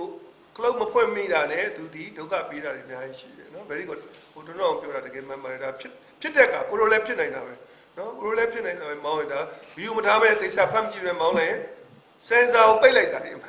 စင်ဆာကိုပိတ်တော့ဘာမှမလာတော့ဒုက္ခရောက်သွားမယ်ဒါလေးကတကယ်ကောင်းတယ်နော်တကယ်အခုကျွန်တော်တို့ဒီလိုသွားတာတွေကစာမြဲမြဲဖတ်တယ်ပဲကိုယ့်ရဲ့အတွေ့အကြုံလေးကိုပြောတာကိုအောင်စုံကတကယ်ကိုအဲ့ဆိုင်သူချိန်မှုတော့ကောင်းကိုကမမှတ်မိတော့နော်ကိုနောက်ပိုင်းမှာချိန်တော့ကိုကပီစုပီကြီးကောင်းချိန်တယ်ဆိုတော့ဒါကြီးဘာဖြစ်သွားလဲသူပြောလိုက်တော့ကိုလည်းသတိထားတယ်ပြန်ပြီးစစ်ကြည့်တော့ okay နော်အဲ့ဆိုင်က limit switch ကအသေးနော်သူ block တုံးမှာပဲအရှင်းလုပ်တယ် block တုံးလေးကိုရွှေ့ဟိုကျန်တဲ့တော့ sharp ကိုရွှေ့တယ်ပါပါလေးကတော့ block တုံးလေးလိုက်ရွှေ့ဒါလေးပါနော် very good ဟိုကိုထွန်းထွန်းအောင်ပြောတယ်တကယ်ကောင်းတယ်နော်အထက်ဟာကိုဖွင့်မကြည့်ရင်ဖွင့်တာလားပိတ်တာလားမသိမောင်းလို့ရတယ်ပဲထင်ပါပဲအဲ့တော့ရှေ့ကကောင် maybe သူကျွမ်းတော့ဘာလို့လဲသူမောင်းပြီးတော့သူပိတ်သွားတယ်နော်တကယ်လည်းအဲ့ဒါလေးတွေက handover လုပ်တဲ့အခါမှာမမင်းမိဘူးပေါ့နော်ဒီပြဿနာတက်သွားတာသူကလည်းမပြောဘူးကိုတချို့လူတွေကတော့စိတ်ထားမကောင်းဟုတ်တိုင်ရှိုးခဲ့တာပါမိဒီကောင်ဒုက္ခရောက်မှငါတော်တယ်ဆိုတာကျန်တဲ့လူတွေသိမယ်ဆိုပြီးလာတာအဲ့လူမျိုးတွေအများကြီးရှိတယ်နော်ဟိုကောင်ဒုက္ခရောက်ငါ့ကိုပဲငါကောင်းခဲ့တယ်လို့သူထင်တယ်လူတွေအဲ့လိုမဟုတ်အဲ့ဒါစိတ်ထားမညံ့တာနော်ကိုရီးယားအကုန်ရှင်းပြခဲ့ရမယ်ဒါတော့လောက်ထားခဲ့တယ်ဒါလေးပွင့်ပြီးမောင်းတော့ရလာမယ်နော်ကျန်တဲ့လူတွေလောက်ပါဆရာ calorie fire မှာကြတော့ operation water မပါတော့ solenoid bar ကိုပိတ်ထားရမလားဆရာမလို့ clever mode လို့သူက switch ပြောင်းတာလေးရှိတယ်အဲ့ဒါလေးကိုပြောဖို့ကြံခဲ့တယ်အဲ့လိုပြောင်းလိုက်ဒီကောင်အလုံးမလုပ်တော့ရလာမသိဘူးနော်ဂျမ်မာစတင်လားမသိဘူးဆရာဒမ်ပါလေးလေဟုတ်ဒီလေးဂျမ်ပါလေးလေဂျမ်ပါလေး setting လေးအထက်မှာခုနပြပေးပြီနော်ပြန်ကြည့်ပြီးတော့ပြန်ကြည့်ပြီနော်ဂျမ်ပါ setting လေးတွေ clever mode ဆို clever mode ကိုပြောင်းရတယ်နော် purifier mode ဆို purifier mode ကိုပြောင်းရတယ်အဲ့ဒါတော့ရှိတယ်အဲ့လိုလုပ်လိုက်ရင်ဆိုနေပါအလုပ်ကိုလုပ်မှမဟုတ်တော့မလို့ပိတ်ထားကြမလို့နော်ရလား mode ပြောင်းလိုက်တာနဲ့အဲ့ဘယ်နည်းကမလုပ်တော့ဘူးလေ SV3 ရလားမသိဘူးနော် SV3 လုံးမလုပ်တော့SV1 2 9လို့လုပ်မယ်ဆိုတော့ဘာလေးလုံးပါလေနော်တို့ပါပရိယာလူတွေပြောကြဆက်မှာ setting လေးတွေဟုတ်ဖတ်ဘာဆိုတာနော်အဲ့တော့ကြည့်ပြန်ရနေပြီးတော့ hey clever mode ပြောင်းမယ်ဆိုပြောင်းတတ်မယ်ဒီမှာနော်အဲ့လိုပဲ alpha level တို့ westphalia တို့မှာလည်း clever mode နဲ့ purifier mode ပြောင်းလို့ရတယ်နော်ပြောင်းလို့ရတယ် air cap ဒီမှာလည်းပြောင်းလို့ရတယ် air cap က purifier mode နဲ့လည်းမောင်းလို့ရတယ်နော် clever mode နဲ့လည်းမောင်းလို့ရတယ်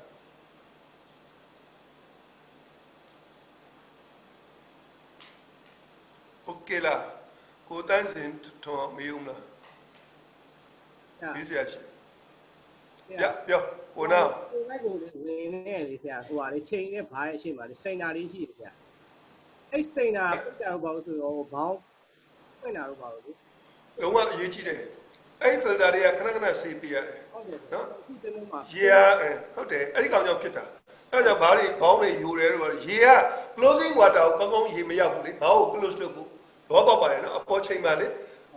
ရေကောင်းမြောက်တော့ဘာအောက်ကျတာပေါ့အဲ့တော့ယူတာပေါ့အဲ့တော့ဒီ filter ကိုဆေးရတယ်နော် CO ရင်အဲ့ဒါကြောင့်ခဏလေးပေါ့နော်အချိန်လေးတော့ပူသွားတယ် CO ရင်ဘာကြောင့် CO လဲနံပါတ်1ကရေလိုင်းကတကယ်လာတဲ့ရေလိုင်း pressure နဲ့လို့လာရတဲ့ filter ပိတ်လို့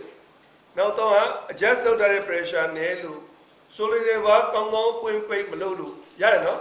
ပြီးတဲ့အခါကျတော့နောက်တနည်း CO ကတော့ဗာလဲဆိုတော့ဘောင်းမှာ main series ကြီးမကောင်းလို့ရလားမသိဘူးနော်အဲ့ဒါမျိုးကြောင့်နောက်တစ်ခါ နောက်တစ်ခုကဘာလဲဖြစ်လဲပိုင်းလောက်ဘာမကောင်းရင်လည်းဖြစ်တယ်နော်ပိုင်းလောက်ဘာ overall လုပ်တဲ့အခါမှာလေပိုင်းလောက်ဘာကြီးမကောင်းရင်အဲ့ဒီကရေတွေယူရင်စီလဲယူမှာပဲဒါလေးပြီးတော့ပြန်သွားပေးမယ်နော်ပြီးရင်ပြန်သွားပေးမယ် ခုဒီမှာကြုံလို့ဆရာ overall လဲလုပ်ပြီးပြီဘာမှမပွင့်ဘူး အဲ့ဒီကောင်ကြောင့် တော့လဲ fresh water ဆိုတော့တိတ်ပြီးညစ်ပတ်မှမဖြစ် တင်တာပဲပိတ်နေရ လုပ်ကြည့်လိုက်တော့မှဘောင်းပွင့်သွားတယ် ဟုတ်တယ်အဲ့မှာပိတ်တယ်ဘာကြောင့်လဲဆိုတော့ဒီက water hard scale လေနော် scale တွေက hard scale တွေတက်နိုင်တယ် corrosion ဖြစ်နိုင်တယ်အညစ်အကြေးတွေအဲ့မှာသွားဆို filter လေးကပပလေးတွေအပေါက်လေးတွေချင်းချင်းလေးတွေနော် ice strainer လေး ဟုတ်တယ် strainer လေး ခေါ်လည်းမတင်ထားဘူးဒါပေမဲ့အဲ့ဒါဆေးတယ်ပွင့် ကောင်းတော့ဟုတ်တယ်โอเคပါပြောစရာရှိလားမရှိရင်မနေ့ပြန်8နာရီခွဲတွေ့ကြပြီဝမ်းတာတဲ့လူစုံတက်စုံနဲ့နော်ကိုပမန်ကျိုးနှက်ပါတယ်နော်ဒီပညာလေးတယောက်တယောက်လက်ဆင့်ကန်တော့တာကိုလိုလဲဂျူနီယာဘာမှမတက်ဘူးမတက်တဲ့ပြင်ဆဲအောင်ခံဟောက်ခံပြူဒီဘာမောင်းပြူဒီဘာမောင်းပြီးဆိုတော့စီနီယာကြီးဟိုဝေးရကြည့်နေတယ်ဘာပွင့်နေမှလို့ဟေးဆိုတော့တုံးတယ်ဒီဆက်ချလည်းမောင်းလို့ရတယ်လက်နဲ့ချတယ်ကိုလိုခက်ကနော်အားလုံးလက်နဲ့ပဲရေဖြစ်ရတယ်စီရှနာလမ်းမရှိဘူး control room မှာလမ်းဘာမှလမ်းမရှိဘူး control room မရှိဘူးစကန်ကြီး